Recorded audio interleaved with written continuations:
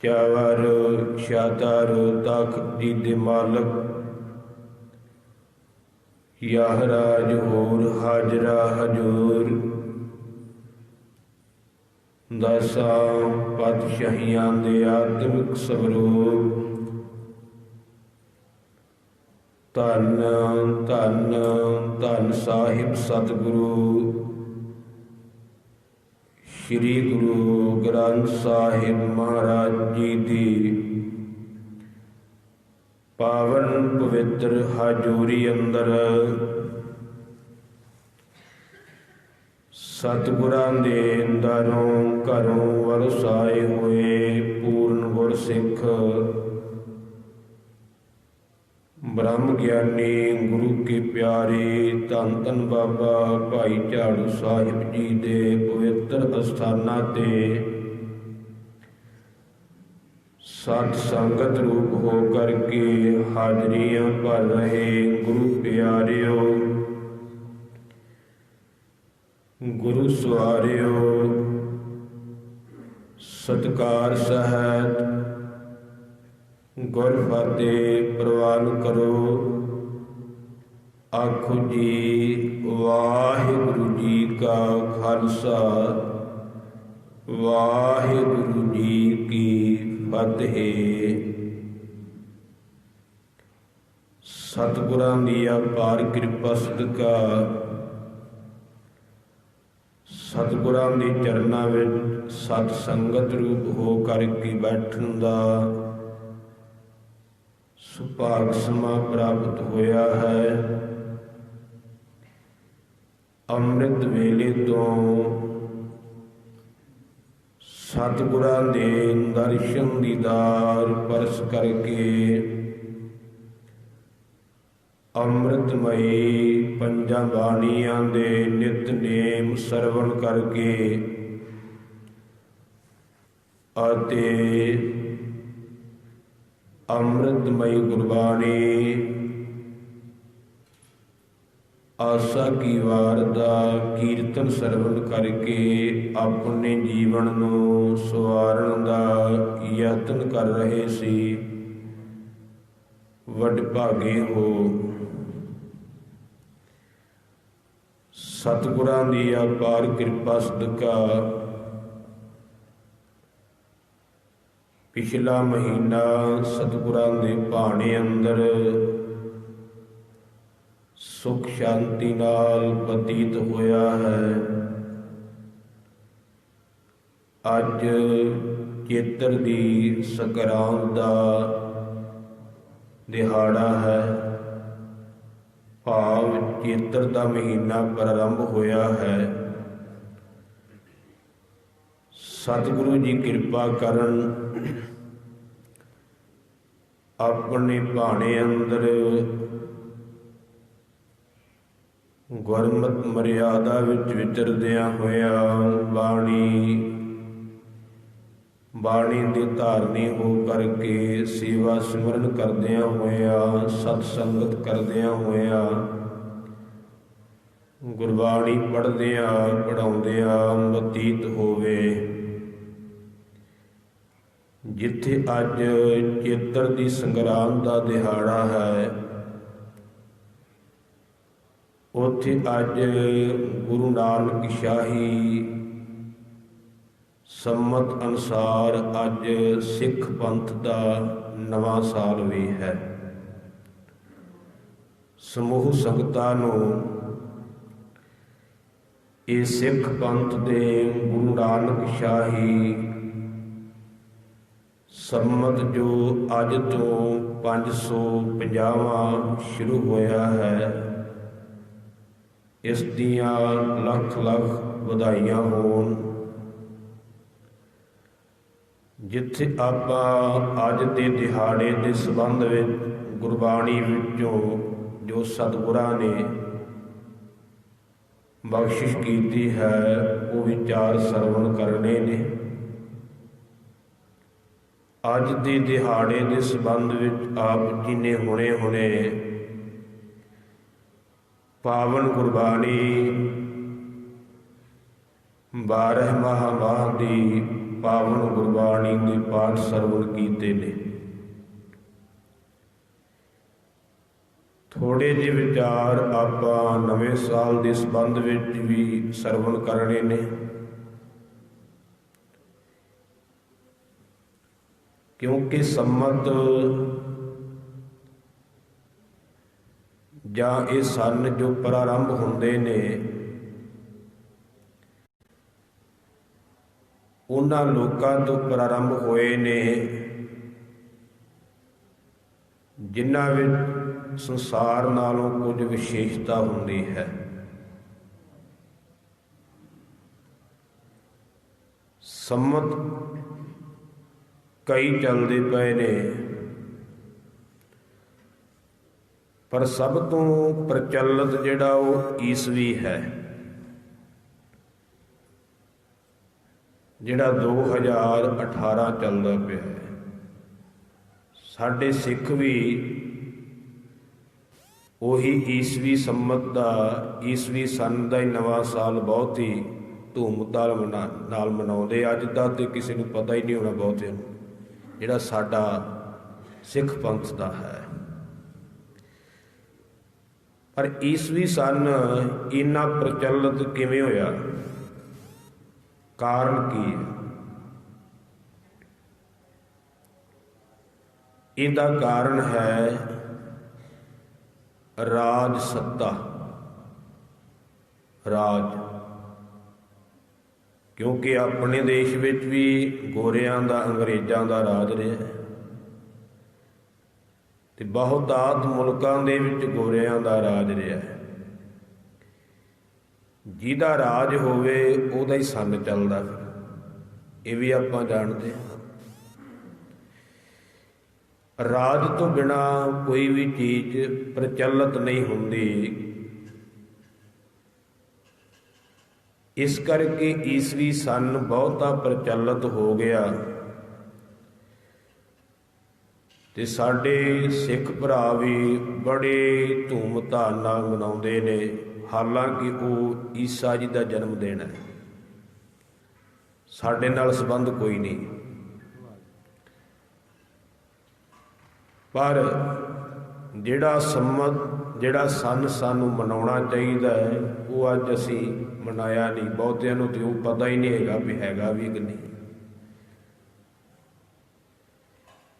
ਸਤਿਗੁਰਾਂ ਨੇ ਇਹ ਬਚਨ ਕਹੇ ਨੇ,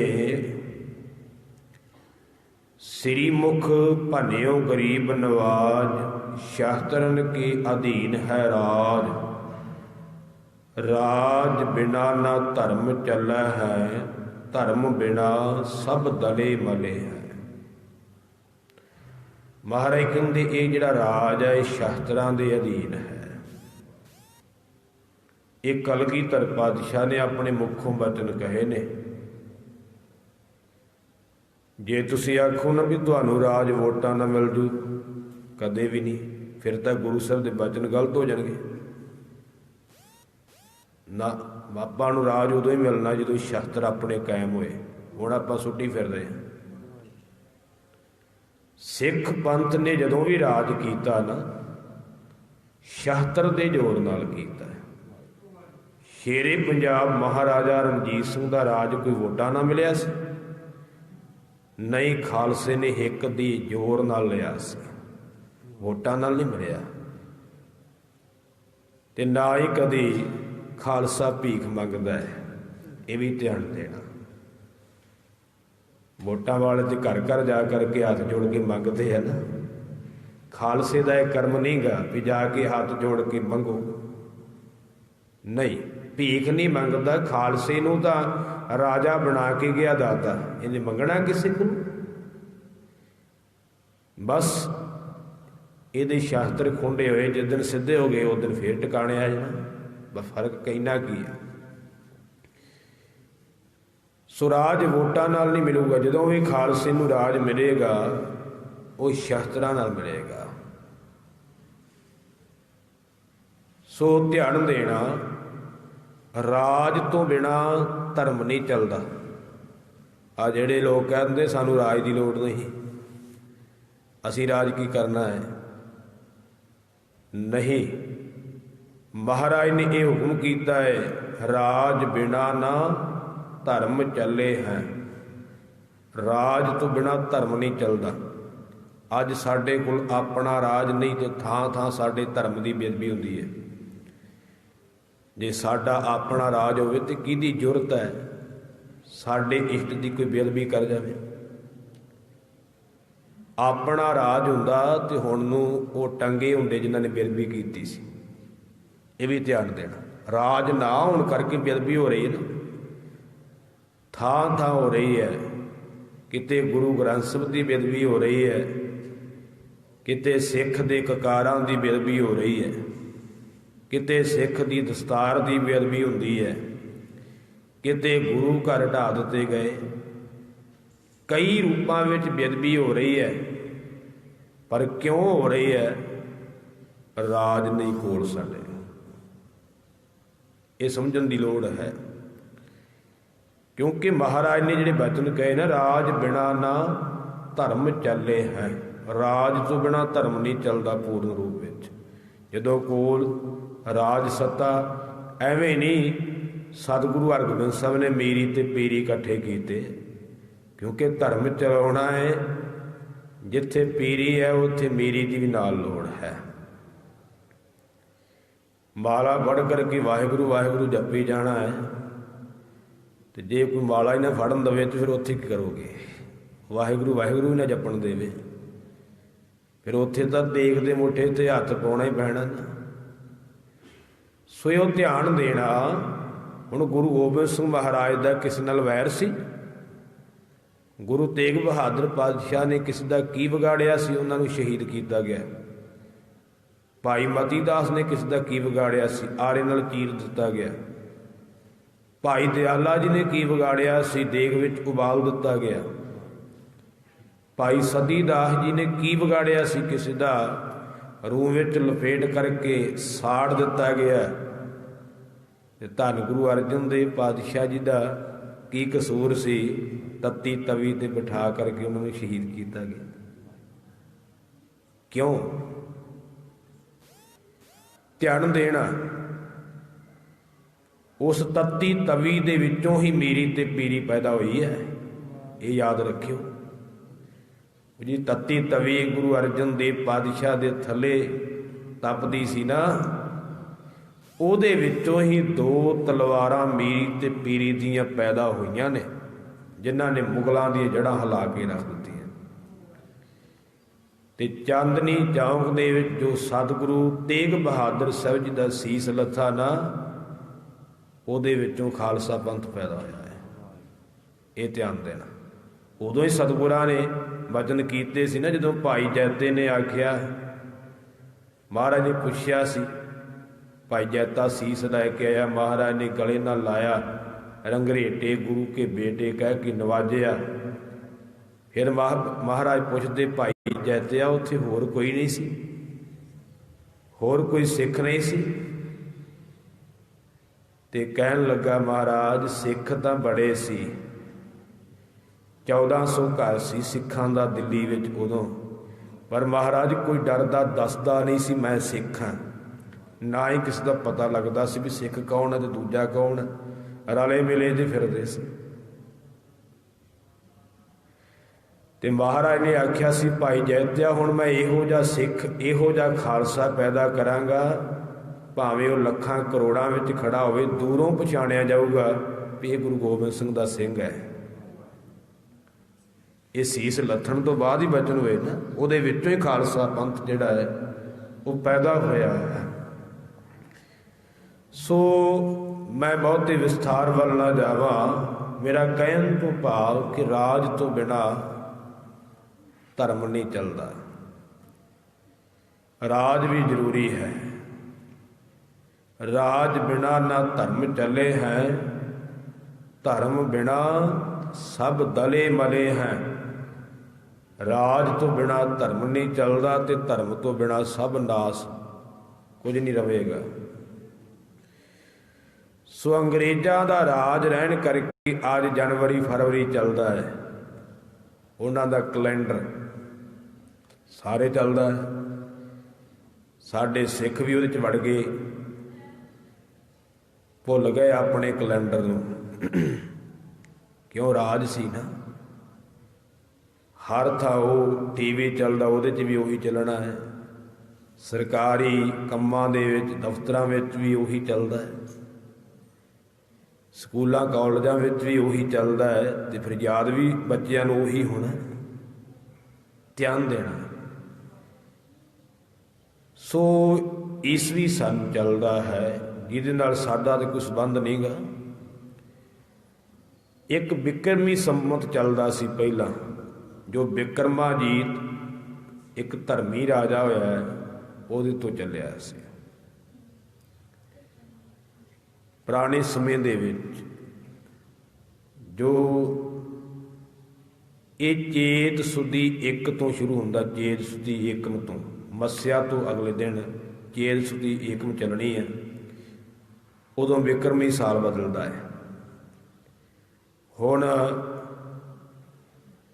2074 ਚੱਲਦਾ ਪਿਆ ਹੈ, ਅਤੇ ਮੱਸਿਆ ਤੋਂ ਅਗਲੇ ਦਿਨ 2075 ਸ਼ੁਰੂ ਹੋ ਜਾਣਾ, ਬਿਕਰਮੀ ਸੰਮਤ, ਜੋ ਸਤਿਗੁਰਾਂ ਦੇ ਵੇਲੇ ਪ੍ਰਚਲਿਤ ਸੀ। ਸਤਿਗੁਰਾਂ ਦੇ ਵੇਲੇ ਈਸਵੀ ਸੰਮਤ ਪ੍ਰਚਲਿਤ ਨਹੀਂ ਸੀ ਬਹੁਤਾ, ਬਿਕਰਮੀ ਸੰਮਤ ਜ਼ਿਆਦਾ ਪ੍ਰਚਲਿਤ ਸੀ। ਈਸਵੀ ਸੰਮਤ ਬਾਅਦ ਵਿੱਚ ਪ੍ਰਚਲਿਤ ਹੋਇਆ ਹੈ, ਜਦੋਂ ਅੰਗਰੇਜ਼ਾਂ ਦਾ ਰਾਜ ਆਇਆ।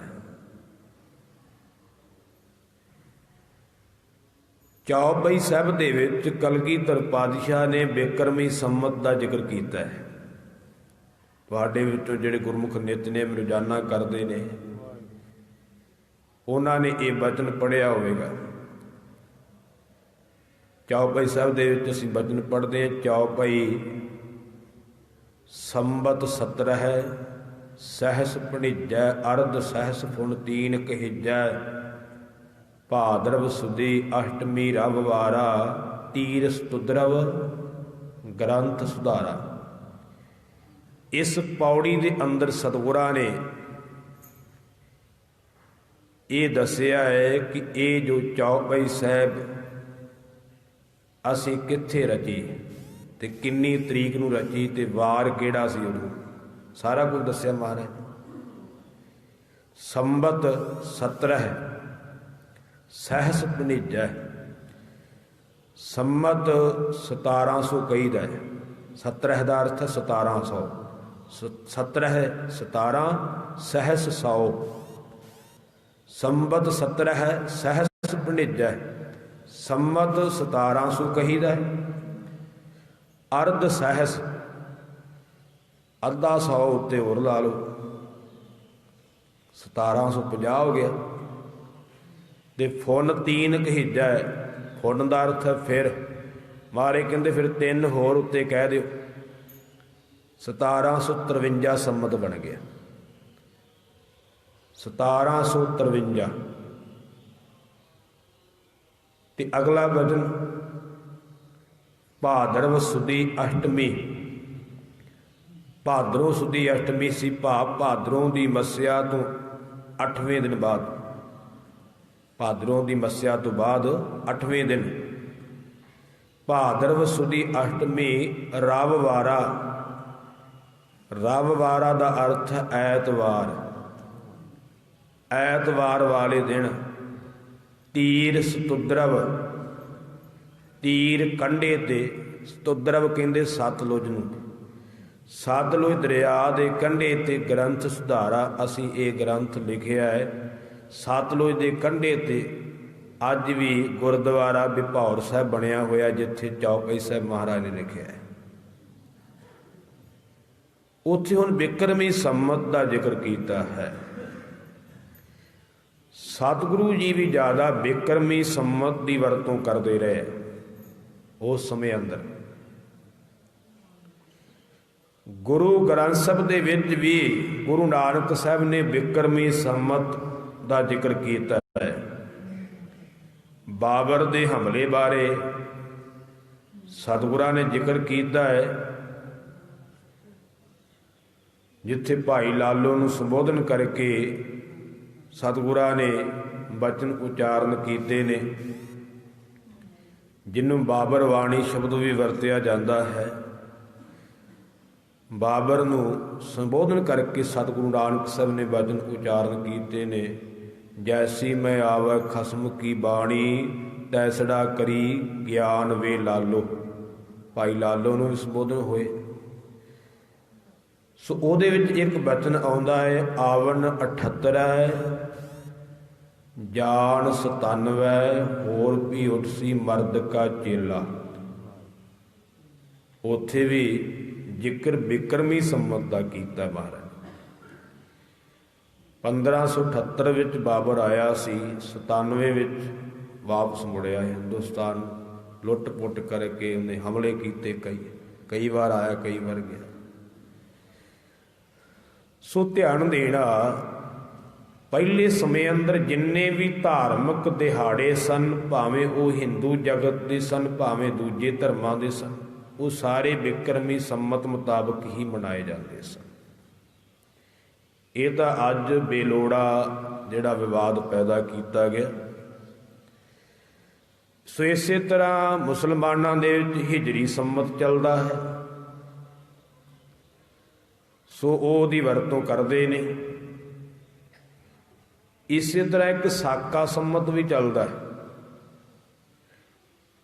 ਅੱਜ ਕੱਲ੍ਹ ਵੀ ਜਿਹੜੀਆਂ ਸਰਕਾਰੀ ਚਿੱਠੀਆਂ ਆਉਂਦੀਆਂ ਨਾ, ਸਰਕਾਰੀ, ਉਹਨਾਂ ਦੇ ਉੱਪਰ ਸਾਕਾ ਸੰਮਤ ਲਿਖਿਆ ਹੁੰਦਾ, ਉਹ ਸਾਕਾ ਸੰਮਤ ਵੀ ਚੱਲਦਾ।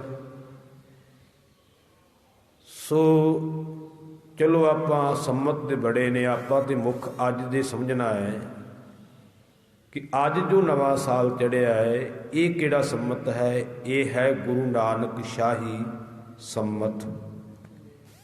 ਇਹ ਗੁਰੂ ਨਾਨਕ ਸਾਹਿਬ ਤੋਂ ਚੱਲਿਆ। ਵੈਸੇ ਆਮ ਬੋਲੀ ਤੇ ਸਾਡੇ ਸਿੱਖਾਂ ਦੀ ਇਹੋ ਜਿਹੀ ਹੋ ਗਈ, ਨਾਨਕ ਸ਼ਾਹੀ ਸੰਮਤ ਕਹਿਣਗੇ, ਗੁਰੂ ਤਾਂ ਨਾਲ ਲਾਉਂਦੇ ਹੀ ਨਹੀਂ। ਪਰ ਗੁਰੂ ਨਾਨਕ ਸ਼ਾਹੀ ਸੰਮਤ ਅੱਜ 550 ਸ਼ੁਰੂ ਹੋ ਗਿਆ। ਜਿਹੜਾ 549 ਸੀ ਉਹ ਕੱਲ੍ਹ ਸੰਪੂਰਨ ਹੋ ਗਿਆ ਹੈ। ਅੱਜ 550ਵਾਂ ਸ਼ੁਰੂ ਹੋ ਗਿਆ ਹੈ। ਤੇ ਧਿਆਨ ਦੇਣਾ, ਅੱਜ ਸਿੱਖ ਕੌਮ ਦਾ ਨਵਾਂ ਸਾਲ ਪ੍ਰਾਰੰਭ ਹੋਇਆ ਹੈ। ਤੇ ਨਵੇਂ ਸਾਲ ਦੀ ਪ੍ਰਾਰੰਭਤਾ ਸਿੱਖਾਂ ਨੇ ਕਿਵੇਂ ਕਰਨੀ ਹੈ, ਇਹ ਸਾਨੂੰ ਗੁਰੂ ਅਰਜਨ ਦੇਵ ਪਾਤਸ਼ਾਹ ਅੱਜ ਦੇ ਉਪਦੇਸ਼ ਦੁਆਰਾ ਦੱਸਣਗੇ। ਜੇ ਕਿਤੇ 12 ਮਾਹ ਦੀ ਪਾਵਨ ਗੁਰਬਾਣੀ ਨੂੰ ਪੜ੍ਹੀਏ ਧਿਆਨ ਨਾਲ, ਹੁਣ ਵੇਖੋ ਸਾਡਾ ਜਿਹੜਾ ਅੱਜ ਨਵਾਂ ਸਾਲ ਪ੍ਰਾਰੰਭ ਹੋਇਆ ਹੈ, ਇਹਦੀ ਸੰਪੂਰਨਤਾ ਫੱਗਣ ਦੇ ਮਹੀਨੇ 'ਚ ਜਾ ਕੇ ਹੁੰਦੀ ਹੈ।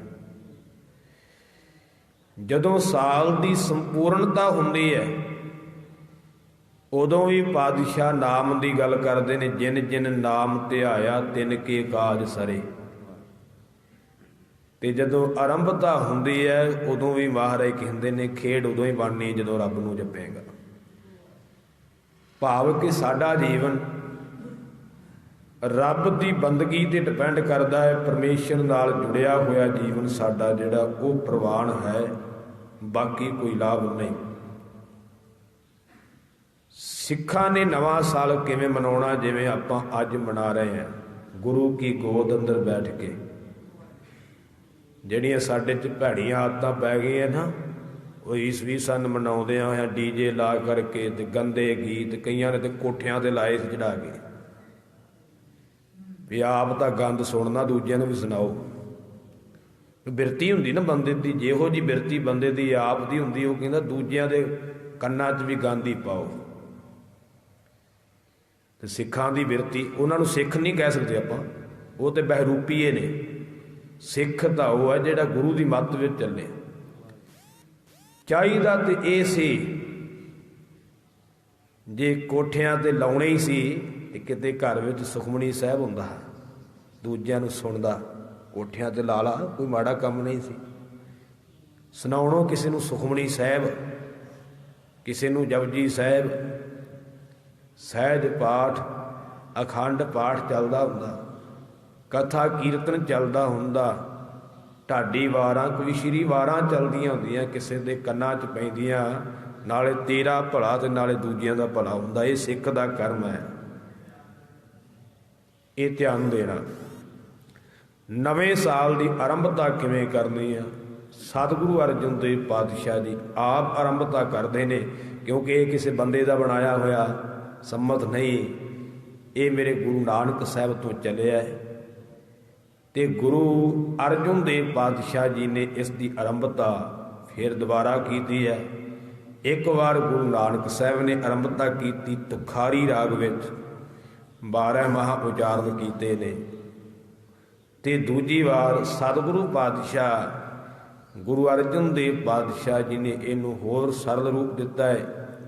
ਤੇ ਤੀਜੀ ਵਾਰ 10ਵੇਂ ਪਾਤਸ਼ਾਹ ਜੀ ਨੇ ਸੋ ਸ੍ਰੀ ਦਸਮ ਗ੍ਰੰਥ ਸਾਹਿਬ ਦੀ ਪਾਵਨ ਗੁਰਬਾਣੀ ਅੰਦਰ ਵੀ 12 ਮਾਹ ਉਚਾਰਨ ਕਰਕੇ ਇਹ ਮੋਹਰ ਲਾ ਦਿੱਤੀ ਕਿ ਇਹ ਸੰਮਤ ਗੁਰੂ ਨਾਨਕ ਸਾਹਿਬ ਦਾ ਹੈ। ਸੋ ਸਤਿਗੁਰੂ ਅਰਜਨ ਦੇਵ ਪਾਤਸ਼ਾਹ ਜੋ ਅੱਜ ਦੇ ਨਵਾਂ ਸਾਲ ਪ੍ਰਾਰੰਭ ਹੋਣ ਤੇ ਚੇਤਰ ਦੇ ਮਹੀਨੇ ਤੋਂ ਜੋ ਪ੍ਰਾਰੰਭ ਹੁੰਦਾ ਹੈ, ਜੋ ਪਾਵਨ ਉਪਦੇਸ਼ ਸਾਨੂੰ ਬਖਸ਼ਿਸ਼ ਕਰ ਰਹੇ ਨੇ, ਆਓ ਗੁਰੂ ਦੀ ਕਿਰਪਾ ਨਾਲ ਸਰਵਣ ਕਰਕੇ ਜੀਵਨ ਸਵਾਰੀਏ। ਮਨ ਦੀ ਇਕਾਗਰਤਾ ਵਾਸਤੇ ਉਚਾਰਨ ਕਰਨਾ ਕਰੋ, ਸਤਨਾਮ ਸ੍ਰੀ ਵਾਹਿਗੁਰੂ ਸਾਹਿਬ ਜੀ। 12 ਮਾਹ ਮਾਝ ਮਹੱਲਾ ਪੰਜਵਾ। ਘਰ ਚੌਥਾ ਇੱਕ ਓੰਕਾਰ, ਸਤਿਗੁਰ ਪ੍ਰਸਾਦ। ਕਿਰਤ ਕਰਮ ਕੀ ਵਿਛੋੜੇ, ਕਰ ਕਿਰਪਾ ਮਿਲਹੁ ਰਾਮ। ਪੰਚਮ ਗੁਰਦੇਵ ਸ਼ਹੀਦਾਂ ਦੇ ਸਰਤਾਜ ਸਤਿਗੁਰੂ ਸ੍ਰੀ ਗੁਰੂ ਅਰਜਨ ਦੇਵ ਪਾਤਸ਼ਾਹ ਮਹਾਰਾਜ ਕਿਰਪਾ ਕਰਦੇ ਨੇ 12 ਮਾਹ। 12 ਮਾਹਾਂ ਦਾ ਅਰਥ ਹੁੰਦਾ 12 ਮਹੀਨੇ। ਸਾਲ ਦੇ ਵਿੱਚ 12 ਮਹੀਨੇ ਹੁੰਦੇ ਨੇ। ਇਹ 12 ਮਾਹਾਂ ਦੀ ਪਾਵਨ ਗੁਰਬਾਣੀ ਮਾਝ। ਮਾਝ ਦਾ ਅਰਥ ਹੈ ਮਾਝ ਰਾਗ। ਮਾਝ ਰਾਗ ਅੰਦਰ ਮਹੱਲਾ ਪੰਜਵਾਂ, ਪੰਜਵੇਂ ਪਾਤਸ਼ਾਹ ਉਚਾਰਨ ਕਰਦੇ ਨੇ। ਘਰ ਚੌਥਾ, ਚੌਥੇ ਘਰ ਸੁਰ ਤਾਲ ਵਿੱਚ ਇਸ ਪਾਵਨ ਗੁਰਬਾਣੀ ਦਾ ਕੀਰਤਨ ਕਰਨ ਦਾ ਹੁਕਮ ਹੈ। ਇੱਕ ਓੰਕਾਰ ਸਤਿਗੁਰ ਪ੍ਰਸਾਦ। ਵਾਹਿਗੁਰੂ ਇੱਕ ਹੈ, ਉਹਦੇ ਵਰਗਾ ਹੋਰ ਕੋਈ ਨਹੀਂ। ਗੁਣ ਇਹੋ ਹੋਰ ਨਾਹੀ ਕੋਏ, ਨਾ ਕੋ ਹੋਆ ਨਾ ਕੋ ਹੋਏ। ਨਾ ਤਾਂ ਉਹਦੇ ਵਰਗਾ ਕੋਈ ਹੋਇਆ ਹੈ ਤੇ ਨਾ ਹੀ ਉਹਦੇ ਵਰਗਾ ਕੋਈ ਹੋਵੇਗਾ। ਉਹ ਇੱਕ ਹੈ, ਅਦੁੱਤੀ ਹੈ, ਅਮੇਵਾ ਹੈ। ਓੰਕਾਰ ਦਾ ਅਰਥ ਹੈ ਸਰਬ ਦਾ ਪ੍ਰਕਾਸ਼ਕ, ਭਾਵ ਕਿ ਸਾਰਿਆਂ ਵਿੱਚ ਉਹਦੀ ਹੀ ਜੋਤ ਜਗਦੀ ਹੈ। ਸਿੱਧਾ ਅਰਥ ਲੈ ਲਈਏ, ਸਭ ਮਹਿ ਜੋਤ ਜੋਤ ਹੈ ਸੋਏ, ਤਿਸ ਦਾ ਚਾਨਣ ਸਭ ਮਹਿ ਚਾਨਣ ਹੋਏ। ਬਲਬ ਜਿੰਨਾ ਮਰਜੀ ਸੋਹਣਾ ਹੋਵੇ, ਪਰ ਕਰੰਟ ਨਾ ਹੋਵੇ ਜਗਦਾ ਨਹੀਂ, ਵਿਅਰਥ ਹੈ। ਇਸੇ ਤਰ੍ਹਾਂ ਇਹ ਜਿਹੜਾ ਸਾਡਾ ਸਰੀਰ ਹੈ ਨਾ, ਇੱਕ ਬਲਬ ਵਰਗਾ, ਇਹਦੇ ਵਿੱਚ ਕਰੰਟ ਜੋਤ ਅਕਾਲ ਪੁਰਖ ਦੀ ਹੈ। ਜੇ ਉਹ ਵਿੱਚੋਂ ਨਿਕਲ ਗਈ ਇਹ ਵੀ ਵਿਅਰਥ, ਨਾ ਬੋਲਣ ਜੋਗਾ, ਨਾ ਸੁਣਨ ਜੋਗਾ, ਨਾ ਤੁਰਨ ਫਿਰਨ ਜੋਗਾ, ਨਾ ਕੁਝ ਕਰਨ ਜੋਗਾ। ਮਹਾਰਾਜ ਜੀ ਬਚਨ ਕਰਦੇ ਨੇ, ਜਬ ਆਪਣੀ ਜੋਤ ਤੂੰ ਖਿੰਚੈ ਸੁਆਮੀ, ਤਬ ਕੋਈ ਕਰਿਓ ਦਿਖਾ ਵਖਿਆਨਾ। ਹੇ ਮਾਲਕ, ਜਦੋਂ ਤੂੰ ਆਪਣੀ ਜੋਤ ਖਿੱਚ ਲੈਣਾ ਹੈ ਇਸ ਜੀਵ ਵਿੱਚੋਂ, ਉਦੋਂ ਕੋਈ ਬੋਲ ਕੇ ਵਿਖਾਵੇ। ਹੈ ਕਿਸੇ ਕੋਲ ਤਾਕਤ? ये बोलना वेखना जो कुछ है ये उहदी जोत नाल है। वो अहंकार का अर्थ ये भी किया जाता है कि वो सब नूं पैदा करन वाला है, पालन वाला है, ते नाश करता भी वो वाहिगुरू है। ਉਹਦੀ ਪ੍ਰਾਪਤੀ ਕਿਵੇਂ ਹੁੰਦੀ ਹੈ? ਸੱਚੇ ਪਾਤਸ਼ਾਹ ਕੀ ਧੂਣੀਆਂ ਤੌੜੀਆਂ ਪੈਣਗੀਆਂ, ਪੁੱਠੇ ਲਟਕਣਾ ਪਵੇਗਾ, ਜਾਂ ਜਲ ਧਾਰੇ ਕਰਨੇ ਪੈਣਗੇ, ਜਾਂ ਕਿਤੇ ਹੋਰ ਜਾਣਾ ਪਵੇਗਾ, ਜੰਗਲਾਂ ਵਿੱਚ ਭਟਕਣਾ ਪਵੇਗਾ? ਤਾਂ ਮਹਾਰਾਜ ਕਹਿੰਦੇ ਨਹੀਂ, ਕਿਤੇ ਨਹੀਂ ਜਾਣਾ। महाराज फिर की करिए? तो महाराज कहते सतगुर प्रसाद, ओदी प्राप्ति होंदी है सतगुरु की कृपा नाल। ते तू सतगुरु नाल जुड़ जा ते ओदी प्राप्ति हो जू। जिन्ना चिर तू सतगुरु नाल नहीं जुड़दा उन्ना चिर ओदी प्राप्ति नहीं। इस चीज़ नूं गहराई नाल तकियो। ਜਦੋਂ ਇਹ ਵਿਚਾਰ ਚੱਲੇ ਕਿ ਰੱਬ ਦੀ ਪ੍ਰਾਪਤੀ ਸਤਿਗੁਰੂ ਨਾਲ ਹੁੰਦੀ ਹੈ, ਤੇ ਇੱਥੇ ਕਈ ਸਤਿਗੁਰੂ ਬਣ ਗਏ ਪਖੰਡੀ। ਕੋਈ ਸਰਸੇ ਡੇਰਾ ਲਾ ਕੇ ਬਹਿ ਗਿਆ, ਕੋਈ ਬਿਆਸਾ 'ਚ ਲਾ ਕੇ ਬਹਿ ਗਿਆ, ਕਿਸੇ ਨੇ ਨੂਰ ਮਹਿਲ ਲਾ ਲਿਆ, ਉਹਦਾ ਤੇ ਅਦੇ ਭਰਮ ਚੱਲੀ ਜਾਂਦਾ। ਕਹਿੰਦੇ ਉਹ ਫਰਿੱਜ 'ਚ ਫਿੱਟ ਕੀਤਾ ਹੋਇਆ ਮਰੇ ਹੋਏ ਨੂੰ ਕਈ ਸਾਲ ਹੋ ਗਏ, ਕਹਿੰਦੇ ਉੱਠੂਗਾ। ਮੈਂ ਕਿਹਾ ਕੋਈ ਗੱਲ ਨਹੀਂ, ਉੱਠ ਪੈਣਾ। ਇੰਨੇ ਚਿਰ ਦਾ ਉੱਠਿਆ ਨਹੀਂ, ਹੁਣ ਉੱਠੂਗਾ। ਉਹੋ ਜੀ ਮੂਰਖ ਸਰਕਾਰ ਜਿਨ੍ਹਾਂ ਨੇ ਉਹਨੂੰ ਕੱਢਿਆ ਨਹੀਂ ਬਾਹਰ। ਸਰਕਾਰ ਦਾ ਫਰਜ਼ ਬਣਦਾ ਇਹੋ ਜਿਹੇ ਵਹਿਮ ਭਰਮ ਖਤਮ ਕਰੇ, ਇਹ ਫਰਜ਼ ਹੁੰਦਾ ਸਰਕਾਰ ਦਾ। ਤੇ ਉਹਨਾਂ ਨੇ ਲਾਸ਼ ਅਜੇ ਤੱਕ ਆਸ਼ੂਤੋਸ਼ ਦੀ ਲਾਈ ਹੋਈ ਹੈ ਫਰਿੱਜ ਵਿੱਚ, ਤੇ ਉਹ ਭਾਵੇਂ 100 ਸਾਲ ਲਾ ਛੱਡੋ, ਕਿਹੜੀ ਗੱਲ ਨਹੀਂ ਹੈ। ਹੁਣ ਤੇ ਕੈਮੀਕਲ ਇਹੋ ਜਿਹੇ ਆ ਗਏ, ਤੇ ਲੋਕਾਂ ਨੂੰ ਉਹ ਭਰਮ ਪਾ ਲੁੱਟੀ ਜਾਂਦੇ ਵੀ ਅਜੇ ਵੀ ਉੱਠੂਗਾ। ਧਿਆਨ ਦੇਣਾ। ਉਹ ਕਹਿੰਦੇ ਜੀ ਸਮਾਧੀ 'ਚ ਲੀਨ ਹੈ। ਸਮਾਧੀ 'ਚ ਜਿਹੜਾ ਬੰਦਾ ਲੀਨ ਹੁੰਦਾ ਉਹਨੂੰ ਬਰਫ਼ ਵਾਲੀ ਪੇਟੀ 'ਚ ਵੜਨ ਦੀ ਲੋੜ ਨਹੀਂ ਹੁੰਦੀ, ਉਹਨੂੰ ਫਰਿੱਜ 'ਚ ਬਹਿਣ ਦੀ ਲੋੜ ਨਹੀਂ। ਸਮਾਧੀ ਲਾਈ ਗੁਰੂ ਪਿਆਰ ਵਾਲਿਓ ਜਿਹਨੇ, ਉਹ ਸ਼ਰੇਆਮ ਬੈਠਾ ਰਹੇਗਾ, ਉਹਦੇ ਸਰੀਰ ਨੂੰ ਕੁਝ ਨਹੀਂ ਹੋਵੇਗਾ। ਜੇ ਉਹਨਾਂ ਦਾ ਗੁਰੂ ਸਮਾਧੀ ਵਿੱਚ ਲੀਨ ਆ ਤੇ ਇੱਕ ਦਿਨ ਬਾਹਰ ਕੱਢ ਕੇ ਵਿਖਾਉਣ ਜੇ ਮੁਸ਼ਕ ਨਾ ਮਾਰ ਜਾਵੇ ਤਾਂ। ਕਿਉਂਕਿ ਜਿਹੜਾ ਸਮਾਧੀ 'ਚ ਲੀਨ ਹੋਵੇ ਉਹ ਜਿਉਂਦਾ ਹੁੰਦਾ ਹੈ, ਉਹਦਾ ਸਰੀਰ ਕਦੇ ਮੁਸ਼ਕ ਨਹੀਂ ਮਾਰਦਾ। ਮੁਸ਼ਕ ਸਰੀਰ ਉਹ ਮਾਰਦਾ ਜਿਹੜਾ ਮਰਿਆ ਹੋਇਆ ਬੰਦਾ ਹੈ। ਤੁਸੀਂ ਤਜਰਬਾ ਕਰਕੇ ਵੇਖ ਲਓ, ਬੇਹੋਸ਼ ਬੰਦਾ ਪਿਆ, ਭਾਵੇਂ ਹਸਪੀਟਲਾਂ 'ਚ ਵੀ ਪਿਆ ਹੁੰਦਾ, 4-5 ਦਿਨ ਪਿਆ ਰਹੇ, 10 ਦਿਨ ਪਿਆ ਰਹੇ, ਕਦੀ ਮੁਸ਼ਕ ਮਾਰਿਆ ਉਹਨੇ? ਕਿਉਂਕਿ ਉਹਨੂੰ ਹੋਸ਼ ਨਹੀਂ ਗੀ। ਪਰ ਸਰੀਰ ਤਾਂ ਜਿੰਦਾ ਨਾ, ਸਵਾਸ ਤਾਂ ਚੱਲਦੇ ਹਨ। ਪਰ ਮਰਿਆ ਹੋਇਆ ਬੰਦਾ 2 ਦਿਨ ਨਹੀਂ ਕੱਢਦਾ, ਦੂਜੇ ਦਿਨ ਨੂੰ ਲਾਗੇ ਨਹੀਂ ਖਲੋਤਾ ਜਾਣਾ। ਕੁਦਰਤੀ ਨਿਯਮ ਹੈ ਕਰਤੇ ਦਾ। ਵੇਖੋ ਜਿੰਨਾ ਚਿਰ ਬੰਦਾ ਸਰੀਰ ਵਿੱਚ ਜੋਤ ਹੈ, ਚੱਲਦਾ ਹੈ, ਕੋਈ ਕਾਰਨ ਨਹੀਂ। ਫਿਰ ਜਦੋਂ ਵਿੱਚੋਂ ਜੋਤ ਨਿਕਲ ਜਾਂਦੀ ਹੈ ਫਿਰ ਲਾਗੇ ਨਹੀਂ ਖਲੋਤਾ ਜਾਂਦਾ, ਇੰਨਾ ਮੁਸ਼ਕ ਮਾਰਨ ਲੱਗ ਪੈਂਦਾ। ਜੇ ਤਾਂ ਉਹਨਾਂ ਦਾ ਗੁਰੂ ਸਮਾਧੀ ਵਿੱਚ ਹੈ ਤੇ ਮੈਂ ਬਚਨ ਕਰਦਾ ਹਾਂ ਸੰਗਤ ਵਿੱਚ ਹੀ ਵੀ ਉਹ 2 ਦਿਨ ਬਾਹਰ ਕੱਢ ਕੇ ਵਿਖਾਉਣ, ਜੇ ਤਾਂ ਮੁਸ਼ਕ ਨਾ ਮਾਰੇ ਫਿਰ ਅਸੀਂ ਵੀ ਮੰਨ ਲਵਾਂਗੇ ਵੀ ਉਹ ਸਮਾਧੀ ਵਿੱਚ ਲੀਨ ਹੈ, ਫਿਰ ਤਾਂ ਮੰਨ ਲਵਾਂਗੇ। ਤੇ ਕੱਢਣਾ ਕਿੰਨੇ? ਕਿਸੇ ਨੇ ਨਹੀਂ, ਕਿਉਂਕਿ ਸਰਕਾਰਾਂ ਨੇ ਤਾਂ ਉਹ ਚਲਾਏ ਹੋਏ ਨੇ। ਇਸ ਕਰਕੇ ਸਰਕਾਰਾਂ ਨੇ ਨਹੀਂ ਉਹ ਭਰਮ ਖਤਮ ਕਰਨੇ। ਇਹ ਤਾਂ ਜਦੋਂ ਖਾਲਸੇ ਦਾ ਰਾਜ ਆਇਆ ਉਦੋਂ ਹੀ ਸਭ ਕੁਝ ਨਿਕਲਣਾ। ਸੋ ਰਾਹੋ ਵਿਚਾਰ। ਮੇਰਾ ਕਹਿਣ ਤੋਂ ਭਾਵ ਸੀ ਇਹੋ ਜਿਹੇ ਪਖੰਡੀ ਸਤਿਗੁਰੂ ਬਣੇ, ਪਰ ਨਹੀਂ, ਇਹਨਾਂ ਰਾਹੀਂ ਨਹੀਂ ਪ੍ਰਾਪਤੀ ਹੋਣੀ। ਇਹ ਤਾਂ ਪੂਰਨ ਸਤਿਗੁਰੂ ਦੀ ਕਿਰਪਾ ਨਾਲ ਪ੍ਰਾਪਤੀ ਹੋਣੀ। ਉਹ ਪੂਰਨ ਸਤਿਗੁਰੂ ਹੈ ਸ਼੍ਰੀ ਗੁਰੂ ਗ੍ਰੰਥ ਸਾਹਿਬ ਜੀ ਮਹਾਰਾਜ, ਜਿਨ੍ਹਾਂ ਦੀ ਕਿਰਪਾ ਨਾਲ ਵਾਹਿਗੁਰੂ ਦੀ ਪ੍ਰਾਪਤੀ ਹੁੰਦੀ ਹੈ, ਪਰਮੇਸ਼ਰ ਦੀ ਪ੍ਰਾਪਤੀ ਹੁੰਦੀ ਹੈ। ਅੱਗੇ ਸਤਿਗੁਰੂ ਜੀ ਕਿਰਪਾ ਕਰਦੇ ਨੇ। ਕਿਰਤ ਕਰਮ ਕੇ ਵਿਛੁੜੇ ਕਰ ਕਿਰਪਾ ਮੇਲਹੁ ਰਾਮ। 12 ਮਾਹ ਦੀ ਪਾਵਨ ਬਾਣੀ ਦੀਆਂ 14 ਪੌੜੀਆਂ ਨੇ,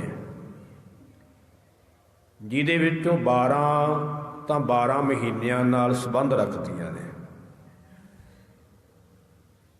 ਤੇ 2 ਪੌੜੀਆਂ ਜਿਹੜੀਆਂ ਨੇ, ਇੱਕ ਪਹਿਲੀ ਪੌੜੀ ਜਿਹੜੀ ਉਹ ਪਹਿਲੇ ਮਹੀਨੇ ਨਾਲ ਸੰਬੰਧ ਰੱਖਦੀ ਹੈ, ਤੇ ਅਖੀਰਲੀ ਪੌੜੀ ਵੀ ਜਿਹੜੀ ਹੈ ਉਹ ਫੱਗਣ ਦੇ ਮਹੀਨੇ ਨਾਲ ਸੰਬੰਧ ਰੱਖਦੀ ਹੈ। ਪਹਿਲੀ ਪੌੜੀ ਅੰਦਰ ਸਤਿਗੁਰੂ ਜੀ ਨੇ ਇਹ ਬਖਸ਼ਿਸ਼ ਕੀਤੀ ਹੈ ਕਿ ਜਿੰਨਾ ਚਿਰ ਬੰਦੇ ਨੂੰ ਇਹ ਨਹੀਂ ਪਤਾ ਲੱਗਾ ਕਿ ਮੈਂ ਵਿਛੜਿਆ ਹੋਇਆ, ਓਨਾ ਚਿਰ ਬੰਦਾ ਕਦੇ ਵੀ ਮਿਲਣ ਦਾ ਯਤਨ ਨਹੀਂ ਕਰੇਗਾ। ਜਿੰਨਾ ਚਿਰ ਬੰਦੇ ਨੂੰ ਇਹ ਪਤਾ ਹੀ ਨਹੀਂਗਾ ਕਿ ਮੈਂ ਵਿਛੜਿਆ, ਓਨਾ ਚਿਰ ਕਿਵੇਂ ਉਹ ਤੜਫੂਗਾ। ਜਿਹਨੂੰ ਵਿਛੋੜੇ ਦਾ ਹੀ ਨਹੀਂ ਪਤਾ ਕਿ ਮੈਂ ਵਿਛੜਿਆ ਹੋਇਆ ਕਿ ਨਹੀਂ ਵਿਛੜਿਆ, ਜਿਹਨੂੰ ਇਹ ਗਿਆਨ ਹੀ ਨਹੀਂ ਅਜੇ ਤੱਕ ਆਇਆ ਵੀ ਮੈਂ ਵਿਛੜਿਆ ਹੋਇਆ ਰੱਬ ਨਾਲੋਂ, ਉਹ ਕਦੇ ਵੀ ਮਿਲਣ ਦਾ ਯਤਨ ਨਹੀਂ ਕਰੇਗਾ। ਸਭ ਤੋਂ ਪਹਿਲਾਂ ਸਾਨੂੰ ਵਿਛੋੜੇ ਦਾ ਅਨੁਭਵ ਹੋਵੇ, ਕਿਉਂਕਿ ਜਦੋਂ ਵਿਛੋੜਾ ਅੰਦਰ ਅਨੁਭਵ ਹੁੰਦਾ ਹੈ ਉਦੋਂ ਬੰਦਾ ਤੜਫਦਾ ਹੈ ਰੱਬ ਨੂੰ ਮਿਲਣ ਵਾਸਤੇ। ਜਿੰਨਾ ਚਿਰ ਵਿਛੋੜਾ ਨਹੀਂ ਪੈਦਾ ਹੁੰਦਾ ਓਨਾ ਚਿਰ ਤੜਫ ਨਹੀਂ ਪੈਦਾ ਹੋਵੇਗੀ। ਇਸੇ ਕਰਕੇ ਬਾਬਾ ਫਰੀਦ ਜੀ ਕਹਿੰਦੇ, ਦੁਨੀਆ ਦੇ ਲੋਕ ਵਿਛੋੜੇ ਨੂੰ ਮਾੜਾ ਕਹਿੰਦੇ, ਪਰ ਮੈਂ ਵਿਛੋੜੇ ਦਾ ਧੰਨਵਾਦ ਕਰਦਾ ਜਿਹਦੇ ਕਰਕੇ ਮੈਨੂੰ ਰੱਬ ਦਾ ਮਿਲਾਪ ਹੋਇਆ। ਉਹ ਕਹਿੰਦੇ, ਵਿਛੋੜੇ ਮੇਰੀ ਨਿਗਾਹ ਵਿੱਚ ਤਾਂ ਤੂੰ ਬਾਦਸ਼ਾਹ ਹੈ, ਜਿਵੇਂ ਬਾਦਸ਼ਾਹ ਤੋਂ ਬਿਨਾ ਕੋਈ ਕੰਮ ਨਹੀਂ ਹੁੰਦਾ, ਤਿਵੇਂ ਤੇਰੇ ਤੋਂ ਬਿਨਾ ਰੱਬ ਦਾ ਮਿਲਾਪ ਵੀ ਨਹੀਂ ਹੁੰਦਾ। ਉਹਨਾਂ ਦਾ ਬਚਨ ਹੈ, ਬਿਰਹਾ ਬਿਰਹਾ ਆਖੀਐ, ਵਿਛੋੜਾ ਵਿਛੋੜਾ ਤੇ ਆਖੀਦਾ ਹੈ। ਬਿਰਹਾ ਤੂੰ ਸੁਲਤਾਨ, ਐ ਵਿਛੋੜੇ ਤੂੰ ਤਾਂ ਬਾਦਸ਼ਾਹ ਹੈ। ਫਰੀਦਾ ਜਿਤ ਤਨ ਬਿਰਹੋ ਨਾ ਉਪਜੈ, ਸੋ ਤਨ ਜਾਨ ਮਸਾਨ। ਬਾਬਾ ਫਰੀਦ ਜੀ ਕਹਿੰਦੇ, ਜਿਹੜੇ ਸਰੀਰ ਵਿੱਚ ਵਿਛੋੜਾ ਨਹੀਂ ਪੈਦਾ ਹੋਇਆ ਉਹ ਤਾਂ ਮੜੀਆਂ ਵਰਗਾ ਸਰੀਰ ਜਾਣ ਲਓ, ਤੇ ਮਸਾਨ ਹੀ ਹੈ। ਮੁਰਦਾ ਧੁਖਦਾ ਉਹਨੂੰ ਮਸਾਨ ਕਹਿ ਦਿੰਦੇ, ਉਹ ਧੁਖਦੇ ਹੋਏ ਮੁਰਦੇ ਵਰਗਾ ਹੈ, ਜਿੱਥੇ ਵਿਛੋੜਾ ਨਹੀਂ ਪੈਦਾ ਹੋਇਆ। ਜਦੋਂ ਵਿਛੋੜਾ ਪੈਦਾ ਹੁੰਦਾ ਹੈ, ਪਤਾ ਲੱਗਦਾ ਹੈ ਕਿ ਮੈਂ ਵਿਛੜਿਆ ਹੈ, ਉਦੋਂ ਹੀ ਮਿਲਣ ਦਾ ਯਤਨ ਕਰਾਂਗੇ। ਚਲੋ ਬਹੁਤੇ ਵਿਸਥਾਰ ਵੱਲ ਨਾ ਜਾਵਾਂ। ਕਿਰਤ ਕਰਮ ਕੇ ਵਿਛੜੇ, ਸਾਨੂੰ ਇਹ ਪਤਾ ਲੱਗੇ ਵੀ ਅਸੀਂ ਵਿਛੜੇ ਹਾਂ, ਤੇ ਵਿਛੜੇ ਕਿਵੇਂ ਆ। ਇਹਦੇ ਵਿੱਚ ਰੱਬ ਦਾ ਦੋਸ਼ ਨਹੀਂਗਾ ਵੀ ਰੱਬ ਨੇ ਸਾਨੂੰ ਵਿਛੋੜਿਆ, ਨਹੀਂ ਨਹੀਂ। ਮਹਾਰਾਜ ਕਹਿੰਦੇ, ਕਿਰਤ ਕਰਮ ਕੇ ਵਿਛੜੇ, ਕਰਮਾਂ ਦੇ ਕਰਕੇ ਵਿਛੜੇ ਆ। ਜਿਹੋ ਜਿਹੇ ਅਸੀਂ ਕਰਮ ਕਰਦੇ ਆ ਉਹਦੇ ਨਾਲ ਸਾਡਾ ਸੰਬੰਧ ਹੈ। ਜੇ ਕਰਮ ਮਾੜੇ ਕਰੀਏ ਤੇ ਰੱਬ ਤੋਂ ਦੂਰ ਹੋ ਜਾਈਦਾ, ਤੇ ਜੇ ਕਰਮ ਚੰਗੇ ਕਰੀਏ, ਜਿਵੇਂ ਜਿਵੇਂ ਚੰਗੇ ਕਰਮ ਕਰਦੇ ਜਾਵਾਂਗੇ ਤਿਵੇਂ ਤਿਵੇਂ ਵਾਹਿਗੁਰੂ ਨਾਲ ਨੇੜਤਾ ਹੁੰਦੀ ਜਾਵੇਗੀ, ਪਰਮੇਸ਼ਰ ਨਾਲ ਨੇੜਤਾ ਹੁੰਦੀ ਜਾਵੇਗੀ। ਅਸੀਂ ਕਰਮਾਂ ਦੀ ਕਿਰਤ ਕਰਕੇ, ਕਰਮ ਕਰਕੇ ਵਿਛੜੇ ਹੋਏ ਆ, ਤੇ ਜਿਹੜਾ ਵਿਛੜਿਆ ਸਮਝਦਾ ਨਾ ਆਪਣੇ ਆਪ ਨੂੰ, ਜਿਹਨੂੰ ਵਿਛੋੜਾ ਅਨੁਭਵ ਹੁੰਦਾ, ਉਹ ਫਿਰ ਬੇਨਤੀ ਕਰਦਾ, ਕਰ ਕਿਰਪਾ ਮੇਲਹੁ ਰਾਮ। ਹੇ ਰਮੇ ਹੋਏ ਵਾਹਿਗੁਰੂ ਪਰਮੇਸ਼ਰ, ਮੇਰੇ ਤੇ ਕਿਰਪਾ ਕਰੋ, ਮੈਨੂੰ ਵਿਛੜੇ ਹੋਏ ਨੂੰ ਆਪਣੇ ਚਰਨਾਂ ਨਾਲ ਮੇਲ ਲਓ। ਚਾਰ ਕੁੰਡ ਦਹ ਦਿਸ ਭ੍ਰਮੇ, ਥਕ ਆਏ ਪ੍ਰਭ ਕੀ ਸਾਮ। ਮਹਾਰਾਜ, ਚਾਰ ਕੁੰਡ, ਉੱਤਰ ਦੱਖਣ ਪੂਰਬ ਪੱਛਮ, ਇਹ 4 ਦਿਸ਼ਾਵਾਂ, ਇਹਨੂੰ 4 ਕੁੰਟ ਗੁਰਬਾਣੀ ਵਿੱਚ ਕਿਹਾ ਹੈ। ਇਸੇ ਤਰ੍ਹਾਂ 10 ਦਿਸ਼ਾਵਾਂ ਵੀ ਹੈ, 10 ਦਿਸ਼ਾਵਾਂ ਦਾ ਵੀ ਜ਼ਿਕਰ ਆਉਂਦਾ। 4 ਤਾਂ ਹੈ ਹੀ, 4 ਹੀ ਇਹਨਾਂ ਦੀਆਂ ਜਿਹੜੀਆਂ ਗੁੱਠਾਂ ਨੁੱਕਰਾਂ ਉਹਦੇ ਵਿੱਚ ਵੀ ਗਿਣੀਆਂ ਜਾਂਦੀਆਂ ਦਿਸ਼ਾਵਾਂ। 4 ਤੇ 4 8 ਹੋ ਗਈਆਂ, ਤੇ ਇੱਕ ਧਰਤੀ ਤੇ ਇੱਕ ਆਕਾਸ਼ ਵੀ ਦਿਸ਼ਾ ਗਿਣੀ ਜਾਂਦੀ ਹੈ। ਇਹ ਉਹ 10 ਵਿਦਵਾਨਾਂ ਨੇ ਲਿਖੀਆਂ। 4 ਕੁੰਟ ਦਹ ਦਿਸ ਭ੍ਰਮੇ, 4 ਦਿਸ਼ਾਵਾਂ ਦੇ ਵਿੱਚ, 10 ਦਿਸ਼ਾਵਾਂ ਦੇ ਵਿੱਚ ਭਰਮੇ ਹਾਂ। ਥੱਕ ਆਏ ਪ੍ਰਭ ਕੀ ਸਾਮ, ਸਾਮ ਦਾ ਅਰਥ ਹੈ ਸ਼ਰਨ।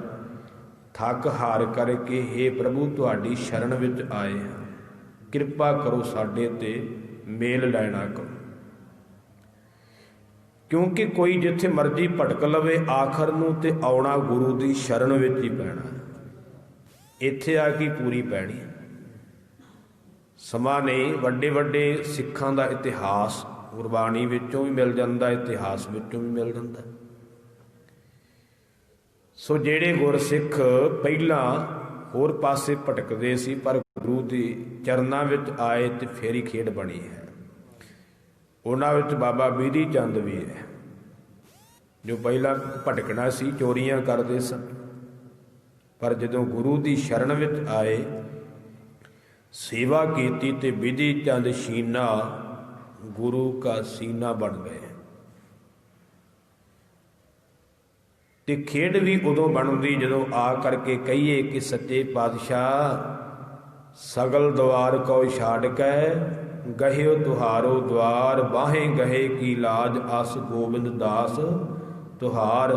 ਸਾਰੇ ਦਰ ਛੱਡ ਕਰਕੇ ਤੁਹਾਡਾ ਦਰ ਫੜਿਆ ਤੇ ਸਾਡੀ ਬਾਹ ਫੜੇ ਦੀ ਲਾਜ ਤੁਹਾਨੂੰ ਹੈ, ਮੈਂ ਤੇ ਤੁਹਾਡਾ ਸੇਵਕ ਹਾਂ, ਬਖਸ਼ ਲੈਣਾ ਕਰੋ। ਉਦੋਂ ਕਿਰਪਾ ਹੁੰਦੀ ਜਦੋਂ ਆ ਕਰਕੇ ਅਰਦਾਸ ਕਰੀਏ, ਜਿਉ ਜਾਨਹੁ ਤਿਉ ਰਾਖ ਹਰ ਪ੍ਰਭ ਤੇਰਿਆ, ਕੇਤੇ ਗਣੋ ਅਸੰਖ ਅਵਗਣ ਮੇਰਿਆ, ਅਸੰਖ ਅਵਗਣ ਖਤੇ ਫੇਰੇ, ਨਿਤ ਪ੍ਰਤ ਸਦ ਭੂਲੀਐ, ਮੋਹ ਮਗਨ ਵਿਕਰਾਲ ਮਾਇਆ ਤਉ ਪ੍ਰਸਾਦੀ ਘੂਲੀਐ, ਲੋਕ ਕਰਤ ਵਿਕਾਰ ਵਿਖੜੇ ਪ੍ਰਭ ਨੇਰ ਹੂ ਤੇ ਨੇਰਿਆ, ਬਿਨਵੰਤ ਨਾਨਕ ਦਇਆ ਧਾਰਹੁ ਕਾਢ ਭਵਜਲ ਫੇਰਿਆ। ਜਦੋਂ ਅਰਦਾਸ ਕਰਾਂਗੇ ਸੱਚੇ ਪਾਤਸ਼ਾਹ ਜਿਵੇਂ ਜਾਣਦੇ ਹੋ ਰੱਖ ਲਓ, ਅਸੀਂ ਤੁਹਾਡੇ ਹੀ ਆ, ਹੋਰ ਕਿਤੇ ਨਹੀਂ ਜਾਣਾ।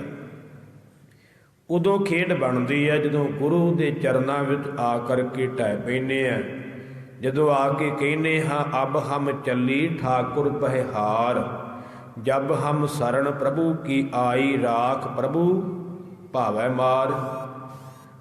ਹੁਣ ਤੇ ਮਾਲਕ ਜੀ ਭਾਵੇਂ ਰੱਖ ਲਓ ਤੇ ਭਾਵੇਂ ਮਾਰ ਦਿਓ, ਅਸੀਂ ਤਾਂ ਹੁਣ ਤੁਹਾਡੇ ਚਰਨਾਂ 'ਚ ਆ ਗਏ। ਲੋਕਣ ਕੀ ਚਤਰਾਈ ਉਪਮਾ ਤੇ ਬੈ ਸੰਤਰ ਜਾਰ, ਕੋਈ ਭਲਾ ਕਹੋ ਭਾਵੈ ਬੁਰਾ ਕਹੋ, ਹਮ ਤਣ ਦੀਓ ਹੈ ਢਾਰ। ਹੁਣ ਤਾਂ ਸਾਨੂੰ ਕੋਈ ਭਾਵੇਂ ਚੰਗਾ ਆਖੇ ਤੇ ਭਾਵੇਂ ਮਾੜਾ ਆਖੇ, ਅਸੀਂ ਤੇ ਆਪਣਾ ਜੀਵਨ ਗੁਰੂ ਨੂੰ ਸਮਰਪਿਤ ਕਰ ਦਿੱਤਾ, ਹੁਣ ਨਹੀਂ ਕਿਤੇ ਜਾਣਾ। ਉਦੋਂ ਖੇਡ ਬਣਦੀ ਹੈ ਜਦੋਂ ਬਾਬੇ ਕਬੀਰ ਵਾਂਗੂ ਆਖੀਏ, ਫਰਮਾਨ ਤੇਰਾ ਸਿਰੈ ਉਪਰ ਫਿਰ ਨਾ ਕਰਤ ਵਿਚਾਰ, ਤੁਹੀ ਦਰਿਆ ਤੁਹੀ ਕਰੀਆ, ਤੁਝਾ ਤੇ ਨਿਸਤਾਰ, ਬੰਦੇ ਬੰਦਗੀ ਇਖਤਿਆਰ, ਸਾਹਿਬ ਰੋਸ ਧਰੋ ਕੇ ਪਿਆਰ, ਨਾਮ ਤੇਰਾ ਆਧਾਰ ਮੇਰਾ ਜਿਉ ਫੂਲ ਜਈ ਹੈ ਨਾਰ, ਕਹੋ ਕਬੀਰ ਗੁਲਾਮ ਘਰ ਕਾ ਜੀ ਆਏ ਭਾਵੈ ਮਾਰ। ਮੈਂ ਤੇ ਤੇਰੇ ਘਰ ਦਾ ਗੁਲਾਮ ਹੈ, ਭਾਵੇਂ ਜਿਉਂਦਾ ਰੱਖ ਲੈ ਤੇ ਭਾਵੇਂ ਮਾਰ ਦੇ, ਮੈਂ ਜਾਣਾ ਕਿਤੇ ਨਹੀਂ। ਇਉਂ ਆ ਕਰਕੇ ਛਰਣੀ ਪਵਾਂਗੇ ਤਾਂ ਖੇਡ ਬਣੇਗੀ। ਤੇ ਮਹਾਰਾਜ ਚਾਰ ਦਿਸ਼ਾਵਾਂ ਵਿੱਚ, ਦਸਾਂ ਦਿਸ਼ਾਵਾਂ ਵਿੱਚ ਭਰਮ ਕੇ ਤੁਹਾਡੀ ਸ਼ਰਨ ਵਿੱਚ ਆ ਗਏ, ਤੱਕ ਹਾਰ ਕੇ ਕਿਰਪਾ ਕਰੋ। ਧੀਨ ਦੁਧਾ ਤੇ ਬਾਹਰੀ, ਕਿਤੈ ਨਾ ਆਵੈ ਕਾਮ। ਹੁਣ ਜੇ ਮਾਲਕ ਆਖੇ ਵੀ ਤੈਨੂੰ ਸਰੀਰ ਦਿੱਤਾ ਹੈ, ਦੇਹ ਦਿੱਤੀ ਹੈ, ਤੇ ਕੱਲੀ ਦੇਹ ਨੇ ਤੇ ਕੱਖ ਨਹੀਂ ਕਰਨਾ ਗੁਰਮੁਖੋ। ਸਰੀਰ ਤਾਂ ਪਸ਼ੂਆਂ ਕੋਲੇ ਵੀ ਹੈਗਾ ਹੈ। ਜੇ ਸਰੀਰ ਮਿਲੇ ਉਪਰੰਤ ਚੰਗੇ ਕਰਮ ਨਹੀਂ ਕੀਤੇ ਤੇ ਫਿਰ ਇਸ ਦੇਹ ਦਾ ਕੋਈ ਲਾਭ ਨਹੀਂਗਾ। ਜਿਹੋ ਜੀ ਮਿਲੀ ਨਾ ਮਿਲੀ ਇੱਕ ਬਰਾਬਰ ਦੀ ਹੈ। ਇੱਥੇ ਪ੍ਰਮਾਣ ਦਿੱਤਾ ਹੈ ਕਿ ਧੀਨ ਦੁੱਧਾ ਤੇ ਬਾਹਰੀ। ਧੀਨ ਦਾ ਅਰਥ ਹੈ ਗਾਂ, ਗਊ। ਜਿਵੇਂ ਜਿਹੜੀ ਗਾਂ ਹੈ ਦੁੱਧ ਨਾ ਦਿੰਦੀ ਹੋਵੇ, ਫੰਡਰ ਹੋਵੇ, ਉਹਨੂੰ ਕੌਣ ਰੱਖਦਾ? ਧੀਨ ਦੁੱਧਾ ਤੇ ਬਾਹਰੀ, ਕਿਤਾ ਨਾ ਆਵੈ ਕਾਮ। ਕਹਿੰਦੇ ਦੁੱਧ ਤੋਂ ਬਿਨਾਂ ਗਾਂ ਕਿਸੇ ਕੰਮ ਨਹੀਂ ਆਉਂਦੀ। ਨਾ ਤਾਂ ਉਹ ਹਲ ਜੋੜਨ ਦੇ ਕੰਮ ਆਉਣੀ ਹੈ ਤੇ ਨਾ ਉਹਦਾ ਹੋਰ ਕੋਈ ਕੰਮ ਹੈ। ਕਹਿੰਦੇ ਇਸੇ ਤਰ੍ਹਾਂ ਵਾਹਿਗੁਰੂ ਤੋਂ ਬੰਦਗੀ ਤੋਂ ਬਿਨਾਂ ਇਹ ਸਰੀਰ ਵੀ ਕਿਸੇ ਕੰਮ ਦਾ ਨਹੀਂ। ਅਜੇ ਪਸ਼ੂਆਂ ਦਾ ਤੇ ਕੰਮ ਆ ਜਾਂਦਾ ਹੈ, ਸਾਡਾ ਨਹੀਂ ਹੁੰਦਾ। ਕੌਣ ਦਿੰਦਾ? ਕੋਈ ਵਿਰਲਾ ਕੰਮ ਦੇ ਦਿੰਦਾ ਹੋਊਗਾ, ਨਹੀਂ ਤੇ ਸਾੜ ਕੇ ਸਵਾਹ ਹੀ ਸਾਰੇ ਕਰਦੇ ਆ। पर पशुआं दा ते हर शरीर काम आउंदा है। इसे करके महाराज बचन करते ने, नरू मरै नर काम ना आवे। कहते मनुख मर जावे ते काम नहीं आउंदा, पशु मरै 10 काज सवारै, पर पशु मर जावे तो वह 10 काम सवारदा है। ਉਹਦੇ ਹੱਡ ਵੀ ਕੰਮ ਆ ਜਾਂਦੇ, ਉਹਦਾ ਚਮੜਾ ਵੀ ਕੰਮ ਆ ਜਾਂਦਾ, ਉਹ ਵੀ ਲਾਹ ਕੇ ਵੇਚਿਆ ਜਾਂਦਾ।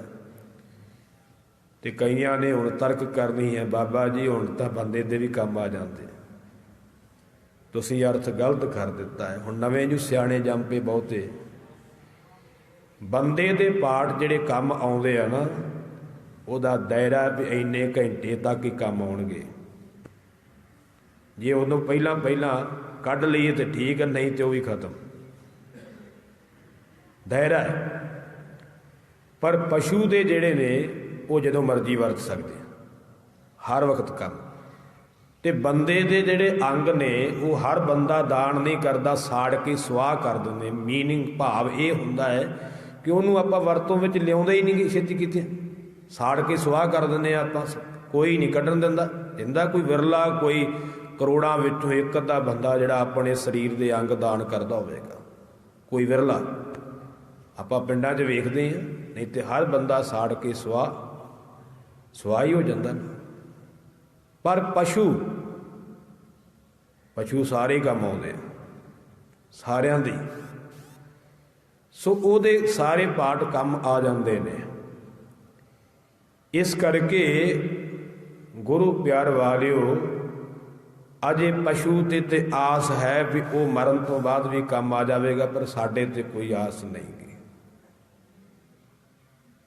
ਇਸ ਕਰਕੇ ਇਹ ਸਰੀਰ ਤਾਂ ਹੀ ਲਾਭਦਾਇਕ ਹੈ ਜੇ ਇਹਦੇ ਨਾਲ ਬੰਦਗੀ ਕਰੀਏ, ਨਹੀਂ ਤਾਂ ਇਹ ਕਿਸੇ ਕੰਮ ਦਾ ਨਹੀਂ ਗਾ, ਨਿਕੰਮਾ ਹੈ। ਜਲ ਬਿਨ ਸਾਖ ਕੁਮਲਾਵਤੀ ਉਪਜਹਿ ਨਾਹੀ ਦਾਮ। ਜਲ ਪਾਣੀ ਤੋਂ ਬਿਨਾ ਸਾਖ ਟਾਹਣੀ ਜਿਹੜੀ ਹੈ, ਫਸਲ ਜਿਹੜੀ ਹੈ ਉਹ ਕੁਮਲਾ ਜਾਂਦੀ ਹੈ। ਜੇ ਪਾਣੀ ਨਾ ਲਾਈਏ ਫਸਲ ਨੂੰ ਤੇ ਸੁੱਕੂਗੀ, ਸੜੂਗੀ। ਉਪਜੈ ਨਾਹੀ ਦਾਮ।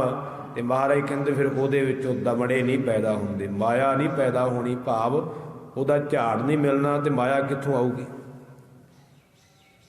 ਜਲ ਤੋਂ ਬਿਨਾ ਖੇਤੀ ਸੁੱਕ ਜਾਂਦੀ ਹੈ, ਤੇ ਖੇਤੀ ਸੁੱਕ ਗਈ ਤੇ ਫਸਲ ਹੀ ਨਾ ਹੋਈ ਤੇ ਪੈਸੇ ਕਿੱਥੋਂ ਆ ਜਾਣਗੇ। ਇਸੇ ਤਰ੍ਹਾਂ ਬੰਦਗੀ ਤੋਂ ਬਿਨਾ, ਮਾਲਕ ਦੀ ਰਹਿਮਤ ਤੋਂ ਬਿਨਾ ਇਹ ਜੀਵਨ ਦੀ ਖੇਤੀ ਵੀ ਸੁੱਕ ਜਾਂਦੀ ਹੈ, ਤੇ ਫਿਰ ਮੁਕਤੀ ਰੂਪੀ, ਗੁਰੂ ਦੀ ਪ੍ਰਾਪਤੀ ਰੂਪੀ ਦਮੜੇ ਨਹੀਂ ਪੈਦਾ ਹੋਏ। ਇਹ ਸਰੀਰ ਨਾਸਵੰਤ ਹੈ। ਹਰ ਨਾਹ ਨ ਮਿਲੀਐ ਸਾਜਣਾ, ਕਦ ਪਾਈਐ ਬਿਸਰਾਮ। ਹਰੀ ਵਾਹਿਗੁਰੂ ਰੂਪੀ ਪਤੀ ਨੂੰ ਜੇ ਸੱਜਣਾ ਨਾ ਮਿਲਿਆ, ਜੇ ਉਹਦੀ ਪ੍ਰਾਪਤੀ ਨਾ ਹੋਈ, ਤੇ ਕਿੱਥੇ ਟਿਕੇਗਾ, ਟਿਕਾਣਾ ਹੀ ਕੋਈ ਨਹੀਂ। 84 ਲੱਖ ਜੂਨਾਂ 'ਚ ਭਟਕਦਾ ਫਿਰੇਗਾ। ਜਿਤ ਘਰ ਹਰ ਕੰਤ ਨ ਪ੍ਰਗਟਾਈ, ਭਟ ਨਗਰ ਸੇ ਗ੍ਰਾਮ। ਜਿਹੜੇ ਹਿਰਦੇ ਰੂਪੀ ਘਰ ਵਿੱਚ ਪਰਮੇਸ਼ਰ ਨਹੀਂ ਪ੍ਰਗਟ ਹੋਇਆ, ਵਾਹਿਗੁਰੂ ਦੀ ਪ੍ਰਾਪਤੀ ਨਹੀਂ ਹੋਈ। ਕਹਿੰਦੇ ਨੇ ਜਿਵੇਂ ਨਗਰ ਤੇ ਗ੍ਰਾਮ, ਨਗਰ ਵੱਡੇ ਹੁੰਦੇ ਆ, ਗ੍ਰਾਮ ਛੋਟੇ ਹੁੰਦੇ ਆ। ਜਿਵੇਂ ਛੋਟੇ ਵੱਡੇ ਨਗਰ ਗ੍ਰਾਮ ਹੁੰਦੇ, ਇਸੇ ਤਰ੍ਹਾਂ ਉਹ ਛੋਟੇ ਵੱਡੇ ਸਰੀਰ ਕਿਸੇ ਕੰਮ ਨਹੀਂ, ਜਿਹੜੇ ਸਰੀਰ ਰੂਪੀ ਘਰ ਵਿੱਚ ਪਰਮੇਸ਼ਰ ਨਹੀਂ ਪ੍ਰਗਟ ਹੋਇਆ, ਵਾਹਿਗੁਰੂ ਦੀ ਪ੍ਰਾਪਤੀ ਨਹੀਂ ਹੋਈ। ਸਰਬ ਸਿਗਾਰ ਤੰਬੂਲ ਰਸ, ਸਣ ਦੇਹੀ ਸਭ ਖਾਮ। ਉਹ ਸਾਰੇ ਸ਼ਿੰਗਾਰ, ਪਾਨਾਂ ਦੇ ਬੀੜੇ ਚੱਬੇ ਹੋਏ, ਸਾਰੇ ਰਸ ਮਾਣੇ ਹੋਏ, ਕਹਿੰਦੇ ਸਰੀਰ ਦੇ ਸਮੇਤ ਹੀ ਸਾਰੇ ਖਾਮ, ਨਾਸਵੰਤ ਨੇ, ਕਿਸੇ ਕੰਮ ਦੇ ਨਹੀਂ। ਜੇ ਪਰਮੇਸ਼ਰ ਦੀ ਪ੍ਰਾਪਤੀ ਨਹੀਂ ਹੋਈ, ਜਿੰਨੇ ਮਰਜ਼ੀ ਸਰੀਰ ਨੂੰ ਸ਼ਿੰਗਾਰੀ ਜਾਓ, ਆਖਰ ਨੂੰ ਤਾਂ ਅੱਗ 'ਚ ਹੀ ਸੜਨਾ ਨਾ। ਅਣਕ ਯਤਨ ਕਰ ਕਾਇਆ ਪਾਲੀ, ਮਰਦੀ ਬਾਰ ਅਗਨ ਸੰਗ ਜਾਲੀ। ਉਦੋਂ ਤੇ ਅੱਗ 'ਚ ਸੜ ਕੇ ਸੁਆਹ ਹੋ ਜਾਣੀ ਹੈ। ਚੋਆ ਚੰਦਨ ਮਰਦਨ ਅੰਗਾ, ਸੋ ਤਨ ਜਲੈ ਕਾਠ ਕੈ ਸੰਗਾ। ਕਹਿੰਦੇ ਬੜੀਆਂ ਸੁਗੰਧੀਆਂ ਮਲਦਾ, ਬੜੇ ਪਾਊਡਰ ਕਰੀਮਾਂ ਲਾਉਣਾ ਇਸ ਸਰੀਰ ਨੂੰ, ਜਿੱਦਣ ਵਿੱਚੋਂ ਜੋਤ ਨਿਕਲ ਗਈ ਲੱਕੜਾਂ 'ਚ ਸੜ ਜਾਣਾ ਇਹਨੇ, ਨਾਲ ਨਹੀਂ ਜਾਣਾ। ਬਾਹਰੋਂ ਤੇ ਬੜੇ ਪਾਊਡਰ ਮਲਦਾ ਹੈ, ਬੜੀਆਂ ਕਰੀਮਾਂ, ਬੜੀਆਂ ਸੁਗੰਧੀਆਂ ਵਾਲੇ ਸ਼ੈਂਟ ਲਾਉਣਾ ਹੈ, ਪਰ ਯਾਦ ਰੱਖੀ ਬਾਹਰੋਂ ਸ਼ਿੰਗਾਰੀ ਜਾਂਦਾ, ਅੰਦਰ ਨੂੰ ਸ਼ਿੰਗਾਰਿਆ ਹੀ ਨਹੀਂ ਤੇ ਕਿਸੇ ਕੰਮ ਦਾ ਨਹੀਂ, ਸਭ ਕੁਝ ਵਿਅਰਥਾ ਚਲਾ ਜਾਵੇਗਾ। ਜਿਵੇਂ ਸੱਚੇ ਪਾਤਸ਼ਾਹ ਨੇ ਇੱਕ ਬਚਨ ਲਿਖਿਆ ਹੈ, ਮਾਨੁੱਖ ਬਿਨ ਬੂਝੇ ਬਿਰਥਾ ਆਇਆ, ਐ ਮਨੁੱਖ ਜੇ ਤੂੰ ਸਮਝਿਆ ਨਹੀਂ ਨਾ ਤੇ ਵਿਅਰਥਾ ਹੀ ਆਇਆ ਹੈ। ਅਨਕ ਸਾਜ ਸਿਗਾਰ ਬਹੁ ਕਰਤਾ, ਜਿਉ ਮਿਰਤਕ ਉਡਾਇਆ। ਕਹਿੰਦੇ ਜੇ ਰੱਬ ਨੂੰ ਸਮਝਿਆ ਨਹੀਂ, ਆਪਣੇ ਆਪ ਨੂੰ ਸਮਝਿਆ ਨਹੀਂ ਕਿ ਮੈਨੂੰ ਰੱਬ ਨੇ ਕਿਉਂ ਭੇਜਿਆ ਤੇ ਕੀ ਕਰਨ ਆਇਆ ਹੈ, ਕਹਿੰਦੇ ਜੇ ਸਮਝ ਨਹੀਂ ਆਈ ਤੇ ਜਿੰਨੇ ਸ਼ਿੰਗਾਰ ਕਰਦਾ ਉਹ ਤੇਰੇ ਸ਼ਿੰਗਾਰ ਇਸ ਤਰ੍ਹਾਂ ਦੇ ਆ ਜਿਵੇਂ ਮੁਰਦੇ ਤੇ ਸ਼ਿੰਗਾਰ ਕੀਤੇ ਹੁੰਦੇ ਆ। ਕਈ ਜਦੋਂ ਕੋਈ ਸਰੀਰ ਚੜਾਈ ਕਰ ਦਿੰਦਾ ਉਹਨੂੰ ਵੀ ਸ਼ਿੰਗਾਰ ਦੇ ਭਕਾਨੇ ਭਕੂਨੇ ਚੰਗੇ ਲਾਏ ਹੁੰਦੇ, ਹਾਰ ਹੂਰ ਪਾਏ ਹੁੰਦੇ, ਮੁਰਦਾ ਵੀ ਸ਼ਿੰਗਾਰਿਆ ਹੁੰਦਾ, ਉਹਨੂੰ ਵੀ ਸ਼ਿੰਗਾਰ ਕੇ ਲੈ ਜਾਂਦੇ ਕਈ। ਕਹਿੰਦੇ ਉਹ ਤੇਰੇ ਸ਼ਿੰਗਾਰ ਉਹ ਮੁਰਦੇ ਵਰਗੇ ਐ ਜੇ ਤੂੰ ਰੱਬ ਨੂੰ ਸਮਝਿਆ ਨਹੀਂ, ਰੱਬ ਦੀ ਬੰਦਗੀ ਨਹੀਂ ਕੀਤੀ ਤੇ ਜਿੰਨੇ ਸ਼ਿੰਗਾਰ ਕੀਤੇ ਜਿਵੇਂ ਮੁਰਦੇ ਤੇ ਭਕਾਨੇ ਲਾਏ ਨਾ, ਹਾਰ ਪਾਏ, ਉਸ ਤਰ੍ਹਾਂ ਦਾ ਤੇਰਾ ਸ਼ਿੰਗਾਰ ਹੈ, ਕਿਸੇ ਕੰਮ ਦਾ ਨਹੀਂ ਤੇਰਾ ਸਰੀਰ। ਕਰ ਆ ਭਰਨ ਸਵਾਰੀ ਸੇਜਾ, ਕਾਮਣ ਥਾਟ ਬਣਾਇਆ, ਸੰਗ ਨ ਪਾਇਓ ਆਪਣੇ ਭਰਤੇ, ਪੇਖ ਪੇਖ ਦੁਖ ਪਾਇਆ। ਜਿਵੇਂ ਕਹਿੰਦੇ ਨੇ ਇਸਤਰੀ ਨੇ ਗਹਿਣੇ ਪਹਿਨ ਕਰਕੇ ਆਪਣੇ ਸਰੀਰ ਨੂੰ ਸ਼ਿੰਗਾਰਿਆ, ਸੇਜਾ ਸਵਾਰੀ, ਪਰ ਜਿਹਦੇ ਵਾਸਤੇ ਸਵਾਰੀ ਸੀ ਉਹ ਪਤੀ ਨਾ ਆਇਆ, ਤੇ ਕਹਿੰਦੇ ਫਿਰ ਉਹਨਾਂ ਗਹਿਣਿਆਂ ਨੂੰ ਤੇ ਸੇਜਾ ਨੂੰ ਵੇਖ ਵੇਖ ਕਰਕੇ ਦੁਖੀ ਹੁੰਦੀ ਹੈ।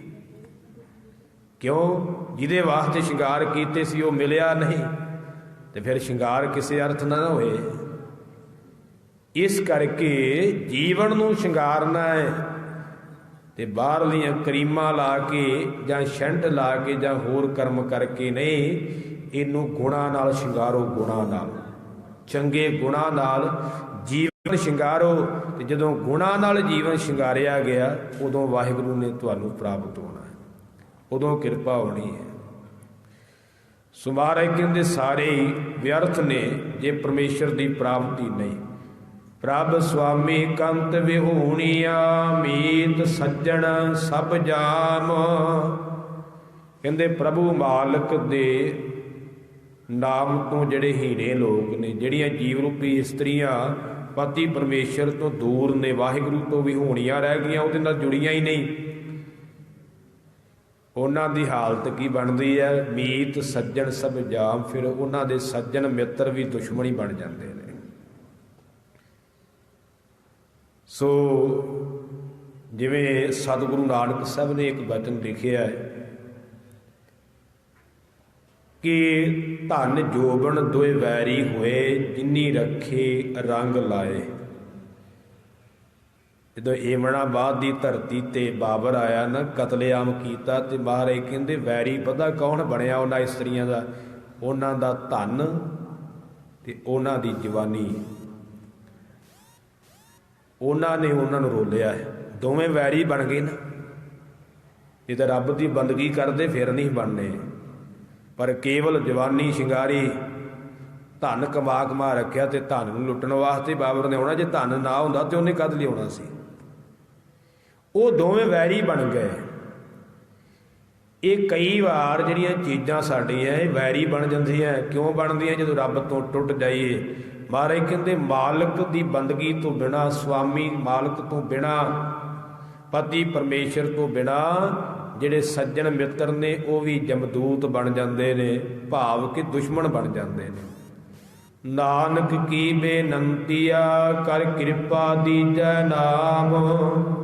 ਧੰਨ ਗੁਰੂ ਅਰਜਨ ਦੇਵ ਪਾਤਸ਼ਾਹ ਕਿਰਪਾ ਕਰਦੇ ਨੇ ਕਿ ਵਾਹਿਗੁਰੂ ਅੱਗੇ ਬੇਨਤੀ ਕਰੀਏ ਕਿ ਸੱਚੇ ਪਾਤਸ਼ਾਹ ਸਾਡੀ ਤਾਂ ਇਹ ਬੇਨਤੀ ਹੈ, ਕਿਰਪਾ ਕਰਕੇ ਸਾਨੂੰ ਨਾਮ ਦੀ ਦਾਤ ਬਖਸ਼ੋ। ਬੜਾ ਕੁਝ ਮੰਗ ਲਿਆ, ਧੀ ਪੁੱਤ ਮੰਗਦੇ ਆ, ਧਨ ਦੌਲਤ ਮੰਗਦੇ ਆ, ਜ਼ਮੀਨਾਂ ਮੰਗਦੇ ਆ, ਬੱਚਾ ਬਾਹਰ ਚਲਾ ਜਾਵੇ, ਨੌਕਰ ਹੋ ਜਾਵੇ, ਕੀ ਕੁਝ ਨਹੀਂ ਮੰਗਦੇ ਅਸੀਂ। ਮੇਰਾ ਭਾਵ ਇਹ ਨਹੀਂ ਕਿ ਮੰਗਣਾ ਨਹੀਂ ਗਾ, ਮੰਗਣਾ ਤੇ ਗੁਰੂ ਕੋਲੋਂ ਹੀ ਸਭ ਕੁਝ, ਪਰ ਕਿਤੇ ਵਾਹਿਗੁਰੂ ਦਾ ਤਰਲਾ ਲੈ ਕੇ ਆਪਾਂ ਇਹ ਵੀ ਆਖੀ ਕਿ ਸੱਚੇ ਪਾਤਸ਼ਾਹ ਸਾਨੂੰ ਨਾਮ ਵੀ ਦਿਓ। ਵਿਸਰ ਨਾਹੀ ਦਾਤਾਰ, ਆਪਣਾ ਨਾਮ ਦੇਹੋ, ਗੁਣ ਗਾਵਾਂ ਦਿਨ ਰਾਤ ਨਾਨਕ ਚਾਉ ਇਹੋ। ਇਹ ਵੀ ਕਦੇ ਮੰਗੀਏ, ਕਦੇ ਆ ਕੇ ਹੱਥ ਜੋੜ ਕਰਕੇ ਆਖੀਏ ਵੀ ਸਤਿਗੁਰ ਆਇਓ ਸਰਣ ਤੁਹਾਰੀ, ਮਿਲੈ ਸੂਖ ਨਾਮ ਹਰ ਸੋਭਾ, ਚਿੰਤਾ ਲਾਹੇ ਹਮਾਰੀ। ਆਖੀਏ ਕਿ ਸਤਿਗੁਰੂ ਪਾਤਸ਼ਾਹ ਤੁਹਾਡੀ ਸ਼ਰਨ 'ਚ ਆਏ ਆ, ਸਾਨੂੰ ਨਾਮ ਦਾ ਸੁੱਖ ਦਿਓ, ਸਾਨੂੰ ਨਾਮ ਦੀ ਸੋਭਾ ਦਿਓ, ਇਹ ਸਾਡੀ ਚਿੰਤਾ ਦੂਰ ਕਰੋ। ਕਿਤੇ ਤਰਲਾ ਲਈਏ ਤੇ ਆਖੀਏ ਸੱਚੇ ਪਾਤਸ਼ਾਹ ਦੇ ਅੱਗੇ, ਤੂੰ ਪ੍ਰਭ ਦਾਤਾ ਦਾਨ ਮਤ ਪੂਰਾ, ਹਮ ਥਾਰੇ ਭੇਖਾਰੀ ਜੀਓ। ਮੈਂ ਕਿਆ ਮੰਗਉ ਕਿਛ ਥਿਰ ਨ ਰਹਾਈ, ਹਰ ਦੀਜੈ ਨਾਮ ਪਿਆਰੀ ਜੀਓ। ਕਦੇ ਮੰਗੀਏ, ਕਦੇ ਤਰਲਾ ਲਈਏ, ਹਮ ਭੀਖਕ ਭੇਖਾਰੀ ਤੇਰੇ, ਤੂੰ ਨਿਜਪਤ ਹੈ ਦਾਤਾ। ਹੋ ਦਇਆਲ ਨਾਮ ਦੇਹੁ ਮੰਗਤ ਜਨ ਕਉ, ਸਦਾ ਰਹੋ ਰੰਗ ਰਾਤਾ। ਮੈਨੂੰ ਮੰਗਤੇ ਨੂੰ ਨਾਮ ਦੇ ਦਿਓ, ਮੈਂ ਸਦਾ ਤੁਹਾਡੇ ਰੰਗ ਵਿੱਚ ਰੰਗਿਆ ਰਵਾਂ। ਸੋ ਨਾਮ ਮੰਗੀਏ, ਨਾਨਕ ਕੀ ਬੇਨੰਤੀਆ ਕਰ ਕਿਰਪਾ ਦੀਜੈ ਨਾਮ, ਕਿਰਪਾ ਕਰਕੇ ਨਾਮ ਦੀ ਦਾਤ ਬਖਸ਼ੋ।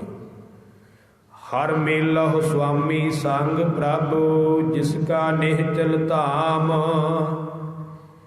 ਹੇ ਸਤਿਗੁਰੂ ਕਿਰਪਾ ਕਰੋ, ਸਾਨੂੰ ਉਸ ਮਾਲਕ ਪਰਮੇਸ਼ਰ ਦੇ ਨਾਲ ਮੇਲ ਦਿਓ, ਜਿਸ ਕਾ ਨਿਹਚਲ ਧਾਮ, ਜਿਸ ਦਾ ਘਰ ਜਿਹੜਾ ਨਿਹਚਲ ਹੈ।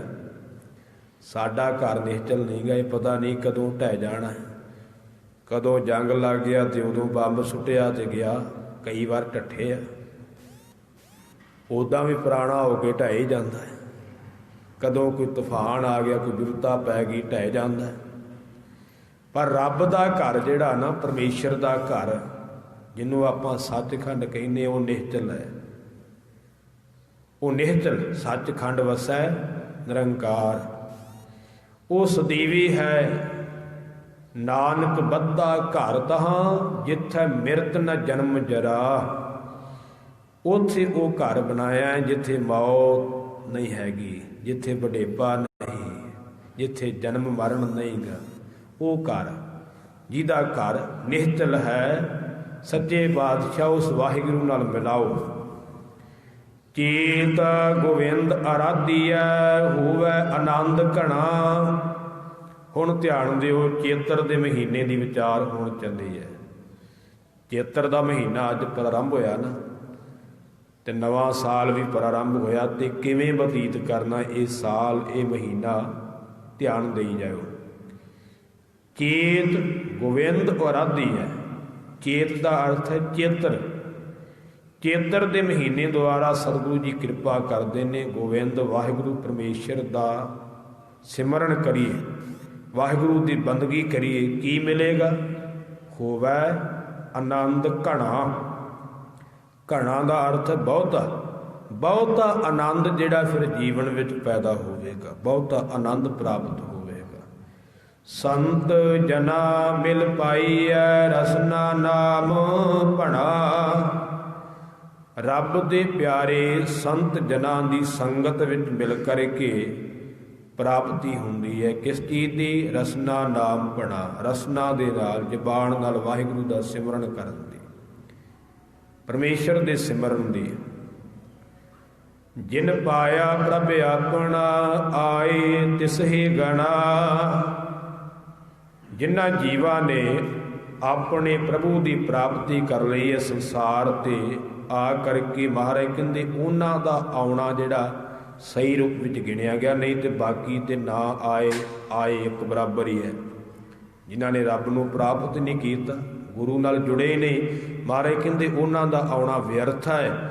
ਪਰ ਜਿਨ੍ਹਾਂ ਨੇ ਪ੍ਰਭੂ ਨੂੰ ਪਾ ਲਿਆ, ਗੁਰੂ ਨੂੰ ਪਾ ਲਿਆ, ਉਹਨਾਂ ਦਾ ਆਉਣਾ ਸਫਲ ਹੈ। ਜਨਮ ਮਰਨ ਦੁਹੂ ਮੈਂ ਨਾਹੀ, ਜਨ ਪਰ ਉਪਕਾਰੀ ਆਏ। ਜੀ ਦਾਨ ਦੇ ਭਗਤੀ ਲਾਇਨ, ਹਰ ਸਿਉ ਲੈਣ ਮਿਲਾਏ। ਇਸੇ ਸ਼ਬਦ ਵਿੱਚ ਬਚਨ ਆਉਂਦਾ ਨਾ, ਪਹਿਲਾ ਬਚਨ ਇਹਦਾ, ਭਾਗ ਠੜੇ ਹਰ ਸੰਤ ਤੁਮਾਰੇ, ਜਿਨ ਘਰ ਧਨ ਹਰ ਨਾਮਾ, ਪ੍ਰਵਾਨ ਗਣੀ ਸੇਈ ਇਹ ਆਏ। ਭਾਗਾਂ ਵਾਲੇ ਨੇ ਤੁਹਾਡੇ ਸੰਤ, ਜਿਨ੍ਹਾਂ ਦੇ ਹਿਰਦੇ ਰੂਪੀ ਘਰ ਵਿੱਚ ਪਰਮੇਸ਼ਰ ਦਾ ਨਾਮ ਰੂਪੀ ਧਨ ਹੈ। ਪ੍ਰਵਾਨ ਗਣੀ, ਪ੍ਰਵਾਨ ਗਿਣੇ ਗਏ ਨੇ। सेई इह आए, सेई ओ संत जन आए होए।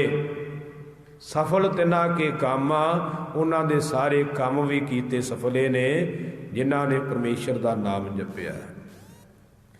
आया सफल ताहू को गणिया, जास रसन हर हर जस भणिया।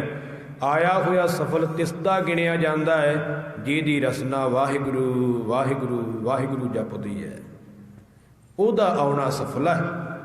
ਜਿਹਦੀ ਜ਼ਬਾਨ ਗਾਲਾਂ ਕੱਢਦੀ ਉਹਦਾ ਆਉਣਾ ਥੋੜਾ ਸਫਲ ਹੈ। ਸਫਲਾ ਉਹਦਾ ਹੈ ਜਿਹਦੀ ਰਸਨਾ ਵਾਹਿਗੁਰੂ ਵਾਹਿਗੁਰੂ ਜਪਦੀ ਹੈ, ਪਰਮੇਸ਼ਰ ਦੀ ਬੰਦਗੀ ਕਰਦੀ ਹੈ। ਆਇਆ ਤਿਨ ਕਾ ਸਫਲ ਭਇਆ ਹੈ, ਇੱਕ ਮਨ ਜਿਨੀ ਧਿਆਇਆ। ਮਾਰੇ ਕਹਿੰਦੇ ਤਿੰਨਾਂ ਦਾ ਆਉਣਾ ਸਫਲਾ ਹੈ, ਇੱਕ ਮਨ ਹੋ ਕਰਕੇ ਜਿਨ੍ਹਾਂ ਨੇ ਵਾਹਿਗੁਰੂ ਨੂੰ ਜਪਣਾ ਕੀਤਾ ਹੈ।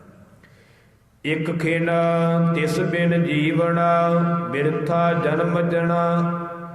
ਇੱਕ ਛਿਨ ਵੀ ਵਾਹਿਗੁਰੂ ਤੋਂ ਬਿਨਾਂ ਜਿਹੜਾ ਜੀਵਣਾ ਹੈ, ਮਾਰੇ ਕਹਿੰਦੇ ਉਹ ਜਨਮ ਹੀ ਵਿਅਰਥਾ ਹੈ, ਪੈਦਾ ਹੋਇਆ ਹੀ ਵਿਅਰਥ ਹੈ। ਜੇ ਮਾਲਕ ਦੀ ਬੰਦਗੀ ਨਹੀਂ ਕਰਦਾ ਤੇ ਉਹਦੇ ਆਉਣ ਦਾ ਲਾਭ ਕੋਈ ਨਹੀਂ। ਅਨੇਕਾਂ ਪ੍ਰਮਾਣ ਨੇ। ਭਾਈ ਰੇ ਭਗਤਹੀਨ ਕਾਹੇ ਜਗ ਆਇਆ, ਹੋਰ ਪੂਰੇ ਗੁਰ ਕੀ ਸੇਵ ਨ ਕੀਨੀ, ਬਿਰਥਾ ਜਨਮ ਗਵਾਇਆ। ਭਾਈ ਜੇ ਭਗਤੀ ਨਹੀਂ ਸੀ ਕਰਨੀ ਕੀ ਲੈਣ ਆਇਆ ਸੰਸਾਰ ਤੇ? ਰੋਟੀਆਂ ਖਾਣ ਥੋੜਾ ਆਇਆ, ਕੰਮਕਾਰ ਕਰਨ ਥੋੜਾ ਆਇਆ ਇਕੱਲੇ। ਜੇ ਰੱਬ ਦੀ ਬੰਦਗੀ ਨਹੀਂ ਸੀ ਕਰਨੀ ਕੀ ਲੈਣ ਆਇਆ? ਪੂਰੇ ਗੁਰ ਕੀ ਸੇਵਾ ਨਾ ਕੀਨੀ, ਪੂਰੇ ਗੁਰੂ ਦੀ ਸੇਵਾ ਨਹੀਂ ਕੀਤੀ, ਬਿਰਥਾ ਜਨਮ ਗਿਆ ਗਵਾਇਆ, ਵਿਅਰਥ ਹੀ ਜਨਮ ਗਵਾ ਲਿਆ। ਜਾਂ ਅਸੀਂ ਬਚਨ ਪੜ੍ਹਦੇ ਹਾਂ, ਪ੍ਰਾਣੀ ਤੂੰ ਆਇਆ ਲਾਹਾ ਲੈਣ, ਲੱਗਾ ਕਿਤ ਕੁਪਕੜੇ ਸਭ ਮੁਕਤੀ ਚੱਲੀ ਰਹਿਣ। ਮਾਰੇ ਕਹਿੰਦੇ ਪ੍ਰਾਣੀ ਤੂੰ ਤਾਂ ਨਾਮ ਜਪ ਕਰਕੇ ਬੰਦਗੀ ਕਰਕੇ ਲਾਹਾ ਲੈਣ ਆਇਆ, ਚੰਗੇ ਕਰਮ ਕਰਕੇ। ਤੂੰ ਕਿਹੜੇ ਖੋਟੇ ਫੋਕੇ ਕੰਮਾਂ 'ਚ ਲੱਗ ਗਿਆ ਹੈ? ਤੇਰੀ ਜ਼ਿੰਦਗੀ ਰੂਪੀ ਰਾਤ ਲੰਘਦੀ ਜਾਂਦੀ ਹੈ। ਰੈਣ ਗਵਾਈ ਸੋਏ ਕੈ, ਦਿਵਸ ਗਵਾਇਆ ਖਾਏ ਹੀਰੇ, ਜੈਸਾ ਜਨਮ ਹੈ ਕੌਡੀ ਬਦਲੇ ਜਾਏ। ਰਾਤ ਸੌਂ ਕੇ ਗਵਾਤੀ, ਦਿਨ ਖਾ ਕੇ ਗਵਾਤਾ, ਤੇ ਹੀਰਿਆਂ ਵਰਗਾ ਜਨਮ ਕੌਡੀਆਂ ਦੇ ਭਾ ਗਿਆ। ਕੀ ਲਾਭ ਹੋਇਆ ਸੰਸਾਰ ਤੇ ਆਉਣ ਦਾ? ਆਇਆ ਸੀ ਤੂੰ ਕੀ ਲੈਣ ਆਇਆ ਸੀ? ਆਇਓ ਸੁਣਨ ਪੜ੍ਹਨ ਕਉ ਬਾਣੀ, ਬਾਣੀ ਪੜ੍ਹਨ ਸੁਣਨ ਵਾਸਤੇ ਆਇਆ ਸੀ ਤੂੰ। ਤੇ ਤੂੰ ਤਾਂ ਹੋਰ ਹੀ ਕੁਝ ਪੜ੍ਹਦਾ ਫਿਰਦਾ ਤੇ ਹੋਰ ਹੀ ਸੁਣਦਾ ਫਿਰਦਾ। ਆਇਓ ਸੁਣਨ ਪੜ੍ਹਨ ਕਉ ਬਾਣੀ, ਨਾਮ ਵਿਸਾਰ ਲੱਗੀ ਅਣ ਲਾਲਚ, ਬਿਰਥਾ ਜਨਮ ਪ੍ਰਾਣੀ। ਵਿਅਰਥ ਹੀ ਜਨਮ ਤੇਰਾ ਪ੍ਰਾਣੀ ਚਲਾ ਜਾਵੇਗਾ ਜੇ ਗੁਰੂ ਕੀ ਬਾਣੀ ਨਹੀਂ ਪੜ੍ਹੀ ਸੁਣੀ ਨਹੀਂ। ਵਿੱਚ ਮਹੀ ਧਰਤੀ ਤੇ ਅਲ ਆਕਾਸ਼ ਵਿੱਚ ਪੂਰਿਆ, ਹਰ ਥਾਂ ਤੇ ਰਮਿਆ ਹੋਇਆ ਵਾਹਿਗੁਰੂ, ਹਰ ਥਾਂ ਤੇ ਵਸਦਾ ਹੈ। ਜਿਮੀ ਜਿਮਾ ਕੇ ਵਿਖੈ, ਸਮਸਤ ਏਕ ਜੋਤ ਹੈ, ਨਾ ਘਾਟ ਹੈ ਨਾ ਬਾਢ ਹੈ, ਨਾ ਘਾਟ ਬਾਢ ਹੋਤ ਹੈ। ਹਰ ਥਾਂ ਦੀ ਉਹਦੀ ਇੱਕ ਜੋਤ ਹੈ। ਜਲ ਥਲ ਮਹੀਲ ਪੂਰਿਆ, ਸੁਆਮੀ ਸਿਰਜਨਹਾਰ, ਅਨਕ ਭਾਂਤ ਹੋਈ ਪਸਰਿਆ, ਨਾਨਕ ਏਕ ਓੰਕਾਰ। ਹਰ ਥਾਂ ਤੇ ਉਹ ਪਸਰਿਆ ਹੋਇਆ, ਰਵਿਆ ਵਿੱਚ ਵਣਾ, ਵਣਾ ਤੋਂ ਭਾਵ ਜੰਗਲ ਵਿੱਚ ਵੀ ਉਹੀ ਵਸਦਾ ਹੈ। ਹਰ ਥਾਂ ਤੇ ਉਹੀ ਵਸਦਾ ਪਿਆ। ਸੋ ਪ੍ਰਭ ਚਿਤ ਨ ਆਵਈ, ਕਿਤੜਾ ਦੁੱਖ ਗਣਾ। ਐਸਾ ਜੋ ਮਾਲਕ ਹਰ ਥਾਂ ਵਸਦਾ। ਮਹਾਰਾਜ ਕਹਿੰਦੇ ਜੇ ਉਹ ਪ੍ਰਭੂ ਤੈਨੂੰ ਚੇਤੇ ਨਹੀਂ ਆਇਆ ਤੇ ਪਤਾ ਕਿੰਨਾ ਦੁੱਖ ਲੱਗੂ। ਫਿਰ ਕਿਤੜਾ ਦੁੱਖ ਗਣਾ, ਗਿਣਿਆ ਹੀ ਨਹੀਂ ਜਾਣਾ ਵੀ ਕਿੰਨਾ ਕੁ ਦੁੱਖ ਤੈਨੂੰ ਭੋਗਣਾ ਪਵੇਗਾ ਜੇ ਤੈਨੂੰ ਉਹ ਰੱਬ ਨਾ ਚੇਤੇ ਆਇਆ, ਉਹ ਪਰਮੇਸ਼ਰ ਨਾ ਚੇਤੇ ਆਇਆ। ਤੇ 83 ਲੱਖ ਜੂਨਾਂ ਦਾ ਦੁੱਖ ਕੋਈ ਗਿਣ ਕੇ ਨਹੀਂ ਦੱਸ ਸਕਦਾ।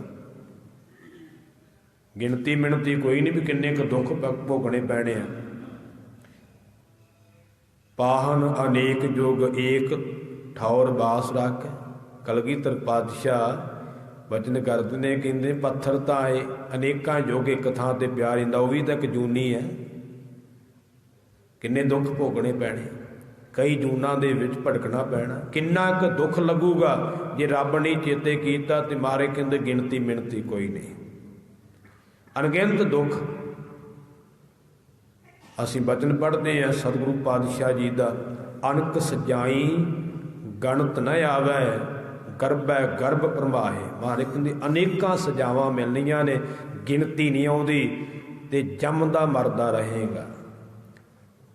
मर मर जमै मरै फिर जमै, जम जम मरै मरै फिर जमै, बहुत सजाए पया देस लम्मै।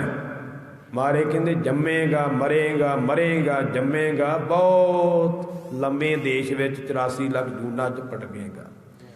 ਜੇ ਉਹ ਪ੍ਰਭੂ ਚੇਤੇ ਨਹੀਂ ਆਇਆ ਤੇ ਕਿਤੜਾ ਦੁੱਖ ਗਣਾ, ਕਿੰਨਾ ਕੁ ਦੁੱਖ ਲੱਗੇਗਾ ਕੋਈ ਗਿਣਤੀ ਨਹੀਂ। ਜਿਨੇ ਰਾਵਿਆ ਸੋ ਪ੍ਰਭੂ ਤਿੰਨਾ ਭਾਗ ਮਣਾ, ਜਿਨ੍ਹਾਂ ਜੀਵਾਂ ਨੇ ਸੋ ਉਹ ਪ੍ਰਭੂ ਰਾਵਿਆ ਪ੍ਰਾਪਤ ਕਰ ਲਿਆ। ਰਾਵਿਆ ਉਸ ਦੇ ਗੁਣਾਂ ਨੂੰ ਉਚਾਰਿਆ, ਰਾਵਿਆ ਉਸ ਪ੍ਰਭੂ ਦੇ ਆਨੰਦ ਨੂੰ ਮਾਣਿਆ ਹੈ।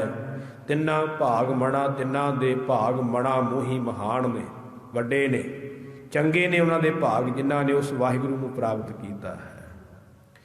ਹਰ ਦਰਸ਼ਨ ਕਉ ਮਨ ਲੋਚਦਾ, ਨਾਨਕ ਪਿਆਸ ਮਨਾ। ਅਖੀਰਲੀਆਂ ਪੰਕਤੀਆਂ ਵਿੱਚ ਧੰਨ ਗੁਰੂ ਅਰਜਨ ਦੇਵ ਪਾਤਸ਼ਾਹ ਕਿਰਪਾ ਕਰਦੇ ਨੇ। ਵਾਹਿਗੁਰੂ ਦੇ ਦਰਸ਼ਨਾਂ ਨੂੰ ਸਾਡਾ ਮਨ ਲੋਚਦਾ ਹੈ। ਮਾਰੇ ਕਹਿੰਦੇ ਨੇ ਪਿਆਸ ਲੱਗੀ ਹੋਈ ਦਰਸ਼ਨਾਂ ਦੀ, ਦਰਸ਼ਨ ਪਿਆਸੀ ਦਿਨਸ ਰਾਤ, ਚਿਤਵਉ ਅਣ ਦਿਨ ਨੀਤ, ਖੋਲ ਕਪਟ ਗੁਰ ਮੇਲੀਆ, ਨਾਨਕ ਹਰ ਸੰਗ ਮੀਤ।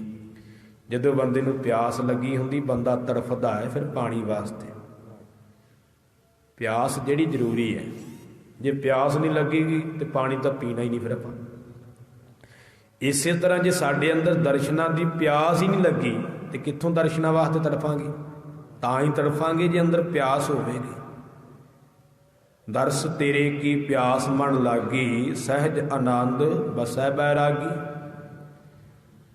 ਆਸ ਪਿਆਸੀ ਫਿਰ ਕੈ ਤਾਈ, ਜਿਉ ਚਾਤਰਕ ਬੂੰਦੇਰੇ, ਕਹੋ ਨਾਨਕ ਜੀਅੜਾ ਬਲਿਹਾਰੀ, ਦੇਹੋ ਦਰਸ ਪ੍ਰਭ ਮੇਰੇ। ਸੋ ਪਿਆਸ ਮਨ ਵਿੱਚ ਲੱਗੀ ਹੈ, ਦਰਸ਼ਨਾਂ ਨੂੰ ਮਨ ਲੋਚਦਾ ਹੈ, ਚਾਹੁੰਦਾ ਹੈ। ਚੇਤ ਮਿਲਾਏ ਸੋ ਪ੍ਰਭੂ ਤਿਸ ਕੈ ਪਾਏ ਲੱਗਾ। ਅਖੀਰਲੀ ਪੰਕਤੀ ਵਿੱਚ ਸਤਿਗੁਰੂ ਅਰਜਨ ਦੇਵ ਪਾਤਸ਼ਾਹ ਕਿਰਪਾ ਕਰਦੇ ਨੇ ਚੇਤਰ ਦੇ ਮਹੀਨੇ ਦੁਆਰਾ। ਮਾਰੇ ਕਹਿੰਦੇ ਨੇ ਜੇ ਕੋਈ ਮੈਨੂੰ ਉਸ ਪ੍ਰਭੂ ਨਾਲ ਮਿਲਾ ਦੇਵੇ ਤੇ ਮੈਂ ਉਹਦੇ ਚਰਨੀ ਲੱਗਾ, ਉਹਦੇ ਚਰਨ ਫੜ ਲਵਾਂ ਜਿਹੜਾ ਮੈਨੂੰ ਰੱਬ ਨਾਲ ਜੋੜ ਦੇਵੇ। ਕਿੰਨਾ ਸਨਮਾਨ ਦਿੱਤਾ ਉਸ। ਇੱਕ ਦੋ ਪ੍ਰਮਾਣ ਦੇ ਕੇ ਸਮਾਪਤੀ ਕਰਾਂ। ਹੋਰ ਵੀ ਪਾਤਸ਼ਾਹ ਨੇ ਪ੍ਰਮਾਣ ਦਿੱਤੇ ਨੇ। ਕੋਈ ਜਨ ਹਰ ਸਿਉ ਦੇਵੈ ਜੋਰ, ਕੋਈ ਰੱਬ ਦਾ ਪਿਆਰਾ ਜਿਹੜਾ ਆਪ ਜੁੜਿਆ ਹੋਇਆ ਹੈ, ਕੋਈ ਪੂਰਨ ਮਹਾਂਪੁਰਖ ਗੁਰਮੁਖ ਪਿਆਰਾ ਆਪ ਜੁੜਿਆ ਹੋਇਆ ਰੱਬ ਨਾਲ ਜੋੜ ਦੇਵੇ ਤੇ ਕਿੰਨਾ ਕੁ ਉਹਨੂੰ ਸਨਮਾਨ ਦੇਣਾ ਚਾਹੀਦਾ, ਕਿੰਨਾ ਕੁ ਸਤਿਕਾਰ ਦੇਣਾ ਚਾਹੀਦਾ। ਇੱਕ ਤੇ ਬਾਬੇ ਦੀਪ ਸਿੰਘ ਨੂੰ ਪੁੱਛ ਕੇ ਵੇਖਿਓ। ਬਾਬਾ ਦੀਪ ਸਿੰਘ ਜੀ ਦੇ ਮਾਸੀ ਦੇ ਪੁੱਤ ਸਨ ਬਾਬਾ ਨੌਧ ਸਿੰਘ ਜੀ, ਜਿਨ੍ਹਾਂ ਦਾ ਸਥਾਨ ਬਣਿਆ ਹੋਇਆ। ਉੱਥੇ ਹਰ ਕੋਈ ਖਲੋ ਕੇ ਦਰਸ਼ਨ ਕਰਕੇ ਫੇਰ ਹੀ ਜਾਂਦਾ, ਮੱਥਾ ਟੇਕ ਕੇ। ਸੋ ਬਾਬਾ ਦੀਪ ਸਿੰਘ ਜੀ ਨੇ ਜਦੋਂ ਅੰਮ੍ਰਿਤ ਛਕਿਆ ਸੀ ਨਾ, ਉਦੋਂ ਬਾਬਾ ਨੌਧ ਸਿੰਘ ਜੀ 5 ਪਿਆਰਿਆਂ ਵਿੱਚ ਸਨ। ਪਰ ਬਾਅਦ ਵਿੱਚ ਬਾਬਾ ਦੀਪ ਸਿੰਘ ਨੂੰ ਉਹਨਾਂ ਨਾਲੋਂ ਵੱਡੀਆਂ ਪਦਵੀਆਂ ਮਿਲ ਗਈਆਂ, ਜਥੇਦਾਰੀਆਂ ਮਿਲ ਗਈਆਂ ਕਿਉਂਕਿ ਸਮੇਂ ਨਾਲ। ਪਰ ਬਾਬਾ ਦੀਪ ਸਿੰਘ ਜੀ ਨੇ ਸਾਰੀ ਉਮਰ ਉਹਨਾਂ ਦਾ ਇਹ ਪਰਉਪਕਾਰ ਭੁੱਲਿਆ ਨਹੀਂ, ਉਹਨਾਂ ਦਾ ਸਦਾ ਹੀ ਸਨਮਾਨ ਕਰਦੇ ਰਹੇ ਕਿ ਇਹਨਾਂ ਨੇ ਮੈਨੂੰ ਅੰਮ੍ਰਿਤ ਛਕਾਇਆ ਸੀ 5 ਪਿਆਰਿਆਂ ਦੀ ਸੇਵਾ ਵਿੱਚ ਲੱਗ ਕਰਕੇ। ਇਹ ਹੈ ਗੁਰਮੁਖਾਂ ਦੇ ਜੀਵਨ। ਤੇ ਹੁਣ ਤਾਂ ਜਦੋਂ ਕਿਸੇ ਦਾ ਕੰਮ ਚੱਲ ਪੈਂਦਾ ਉਹ ਕਹਿੰਦਾ ਤੂੰ ਪਾਸੇ ਹਟ, ਮੈਂ ਆਪੇ ਚਲਾ ਲੂੰਗਾ।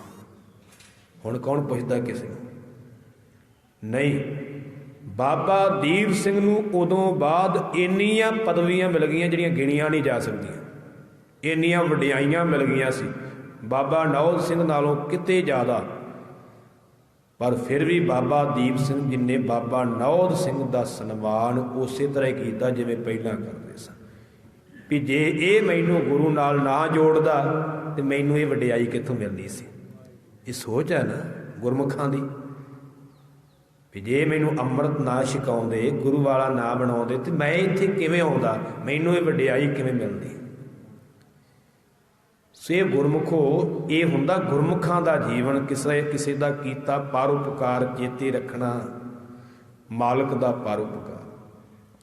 कोई जन हर स्यों देवै जोर, कोई रब नाल जोड़ देवे तो किहो जी भावना ਉਹਦੇ ਤੇ होनी चाहिए है। महाराज कहते चरण गाहों ਉਹਦੇ मैं चरण फड़ लवां, बकों शुभ रसना अपनी रसना तो ਉਹਦਾ जस करा। ਹੁਣ ਤਾਂ ਕੋਈ जोड़ देवे तो ਉਹਨੂੰ गालां ਕੱਢਦੇ लोग, ध्यान देना। महाराज कहते बकों शुभ रसना रसना तो ਉਹਦਾ जस करा, दीज है प्राण अगोर जे लोड़ पए, ਤੇ मैं अपने प्राण भी ਉਹਦੇ ਤੋਂ ਵਾਰ ਦੇਵਾਂ। ਇੰਨੀ ਭਾਵਨਾ ਉਸ ਗੁਰਮੁਖ ਤੇ ਹੋਣੀ ਚਾਹੀਦੀ ਜਿਹੜਾ ਕੋਈ ਪਰਮੇਸ਼ਰ ਨਾਲ ਜੋੜ ਦੇਵੇ, ਰੱਬ ਦਾ ਪਿਆਰਾ ਆਪ ਜੁੜਿਆ ਹੋਇਆ। ਹੋਰ ਵੀ ਪ੍ਰਮਾਣ ਬਹੁਤੇ ਨੇ, ਮੈਂ ਵਿਸਥਾਰ ਵੱਲ ਨਾ ਜਾਵਾਂ।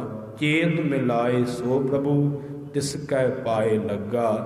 ਮਹਾਰਾਜ ਕਹਿੰਦੇ ਨੇ ਚੇਤਰ ਦੇ ਮਹੀਨੇ ਵਿੱਚ ਜੇ ਕੋਈ ਰੱਬ ਦਾ ਪਿਆਰਾ ਪਰਮੇਸ਼ਰ ਨਾਲ ਮਿਲਾ ਦੇਵੇ ਤੇ ਮੈਂ ਉਹਦੇ ਚਰਨ ਫੜ ਕੇ ਉਹਦਾ ਸਤਿਕਾਰ ਕਰਾਂ ਵੀ ਤੂੰ ਮੈਨੂੰ ਪਰਮੇਸ਼ਰ ਨਾਲ ਜੋੜ ਦਿੱਤਾ। ਹਾਲਾਂਕਿ ਸਤਿਗੁਰੂ ਤੇ ਪਰਮੇਸ਼ਰ ਨੇ ਇਹ ਉਪਦੇਸ਼ ਸਾਨੂੰ ਦਿੱਤਾ ਹੈ। ਇਹ ਪਾਵਨ ਪਵਿੱਤਰ ਉਪਦੇਸ਼ ਸਤਿਗੁਰੂ ਜੀ ਨੇ ਕਿਰਪਾ ਕਰਕੇ ਚੇਤਰ ਦੇ ਮਹੀਨੇ ਦੁਆਰਾ ਬਖਸ਼ਿਸ਼ ਕੀਤਾ ਹੈ। ਅਤੇ ਅੱਜ ਗੁਰੂ ਨਾਨਕ ਸ਼ਾਹੀ ਸੰਮਤ ਮੁਤਾਬਕ 550ਵਾਂ ਸਿੱਖ ਪੰਥ ਦਾ ਨਵਾਂ ਸਾਲ ਪ੍ਰਾਰੰਭ ਹੋਇਆ ਹੈ। ਤੇ ਸਤਿਗੁਰੂ ਜੀ ਨੇ ਸਾਨੂੰ ਇਹ ਬਖਸ਼ਿਸ਼ ਵੀ ਕਰ ਦਿੱਤੀ ਹੈ ਵੀ ਕਿਵੇਂ ਆਪਾਂ ਇਹ ਸਾਲ ਤੇ ਮਹੀਨਾ ਬਤੀਤ ਕਰਨਾ ਹੈ। ਇੱਕੋ ਹੀ ਉਪਦੇਸ਼ ਦਿੱਤਾ ਹੈ ਕਿ ਗੁਰੂ ਨਾਲ ਜੁੜ ਕਰਕੇ ਬਤੀਤ ਕਰੋਗੇ ਤੇ ਇਹ ਮਹੀਨਾ ਵੀ, ਇਹ ਸਾਲ ਵੀ, ਸਾਲ ਮਹੀਨੇ ਤੇ ਕੀ ਸਾਰੀ ਜ਼ਿੰਦਗੀ ਹੀ ਤੁਹਾਡੀ ਸੁਖਮਈ ਹੋ ਜਾਵੇ। ਇਸ ਕਰਕੇ ਆਪਾਂ ਸਾਰੇ ਸਭ ਸਿੱਖਣ ਕੋ ਹੁਕਮ ਹੈ ਗੁਰੂ ਮਾਨਿਓ, ਗ੍ਰੰਥ ਧੰਨ ਗੁਰੂ ਗ੍ਰੰਥ ਸਾਹਿਬ ਦੇ ਲੜ ਲੱਗੀਏ, ਖੰਡੇ ਬਾਟੇ ਦਾ ਅੰਮ੍ਰਿਤ ਛਕੀਏ, ਗੁਰੂ ਦੱਸੀ ਮਰਿਆਦਾ ਤੇ ਚੱਲੀਏ, ਨਾਮ ਬਾਣੀ ਸਤ ਸੰਗਤ ਅਭਿਆਸ ਕਰੀਏ, ਤਾਂ ਸਾਡਾ ਜੀਵਨ ਸਫਲਾ ਹੋਵੇਗਾ। ਤਾਂ ਇਹ ਮਹੀਨਾ ਵੀ, ਸਾਲ ਵੀ, ਸਾਰੀ ਜ਼ਿੰਦਗੀ ਸਾਡੀ ਜਿਹੜੀ ਲੇਖੇ ਲੱਗ ਜਾਵੇਗੀ। ਸਤਿਗੁਰੂ ਜੀ ਕਿਰਪਾ ਕਰਨ। ਸੋ ਗੁਰੂ ਚਰਨਾਂ ਵਿੱਚ ਅਰਦਾਸ ਹੈ ਕਿ ਜਿਵੇਂ ਪਿਛਲਾ ਮਹੀਨਾ, ਪਿਛਲਾ ਸਾਲ ਆਪਣੇ ਭਾਣੇ ਅੰਦਰ ਸੁਖ ਸ਼ਾਂਤੀ ਨਾਲ ਬਤੀਤ ਕਰਵਾਇਆ ਹੈ, ਤਿਵੇਂ ਸਤਿਗੁਰੂ ਜੀ ਹੁਣ ਵੀ ਕਿਰਪਾ ਕਰਿਓ। ਅੱਜ ਜੋ ਚੇਤਰ ਦਾ ਮਹੀਨਾ ਪ੍ਰਾਰੰਭ ਹੋਇਆ ਹੈ ਅਤੇ ਸਿੱਖ ਪੰਥ ਦਾ ਗੁਰੂ ਨਾਨਕ ਸ਼ਾਹੀ ਸੰਮਤ ਮੁਤਾਬਕ 550ਵਾਂ ਨਵਾਂ ਸਾਲ ਅੱਜ ਪ੍ਰਾਰੰਭ ਹੋਇਆ ਹੈ। ਆਪਣੇ ਭਾਣੇ ਅੰਦਰ ਸੇਵਾ ਸਿਮਰਨ ਕਰਦਿਆਂ ਕਰਾਉਂਦਿਆਂ, ਬਾਣੀ ਪੜ੍ਹਦਿਆਂ ਪੜ੍ਹਾਉਂਦਿਆਂ, ਗੁਰਮਤਿ ਅਨੁਸਾਰ ਜੀਵਨ ਜਿਉਂਦਿਆਂ, ਭਲਾ ਕਰਦਿਆਂ ਹੋਇਆਂ, ਚੰਗੇ ਗੁਣ ਧਾਰਨ ਕਰਦਿਆਂ, ਸਤ ਸੰਗਤ ਕਰਦਿਆਂ ਬਤੀਤ ਕਰਵਾਇਓ। ਇਹ ਗੁਰੂ ਚਰਨਾਂ ਵਿੱਚ ਅਰਦਾਸ ਬੇਨਤੀ ਹੈ। ਇਤਨੀ ਸੇਵਾ ਪ੍ਰਵਾਨ ਕਰਿਓ। ਭੁੱਲਾਂ ਦੀ ਖਿਮਾ ਬਖਸ਼ਿਓ। 2 ਪੰਕਤੀਆਂ ਪੜ੍ਹ ਕਰਕੇ ਸਮਾਪਤੀ ਹੈ ਜੀ। ਹਰ ਦਰਸ਼ਨ ਕਾਉ ਮਨ ਲੋਚਦਾ, ਨਾਨਕ ਪਿਆਸ ਮਨਾ, ਚੇਤ ਮਿਲਾਏ ਸੋ ਪ੍ਰਭੂ ਤਿਸ ਕੈ ਪਾਏ ਲੱਗਾ। ਵਾਹਿਗੁਰੂ ਜੀ ਕਾ ਖਾਲਸਾ, ਵਾਹਿਗੁਰੂ ਜੀ ਕੀ ਫਤਿਹ।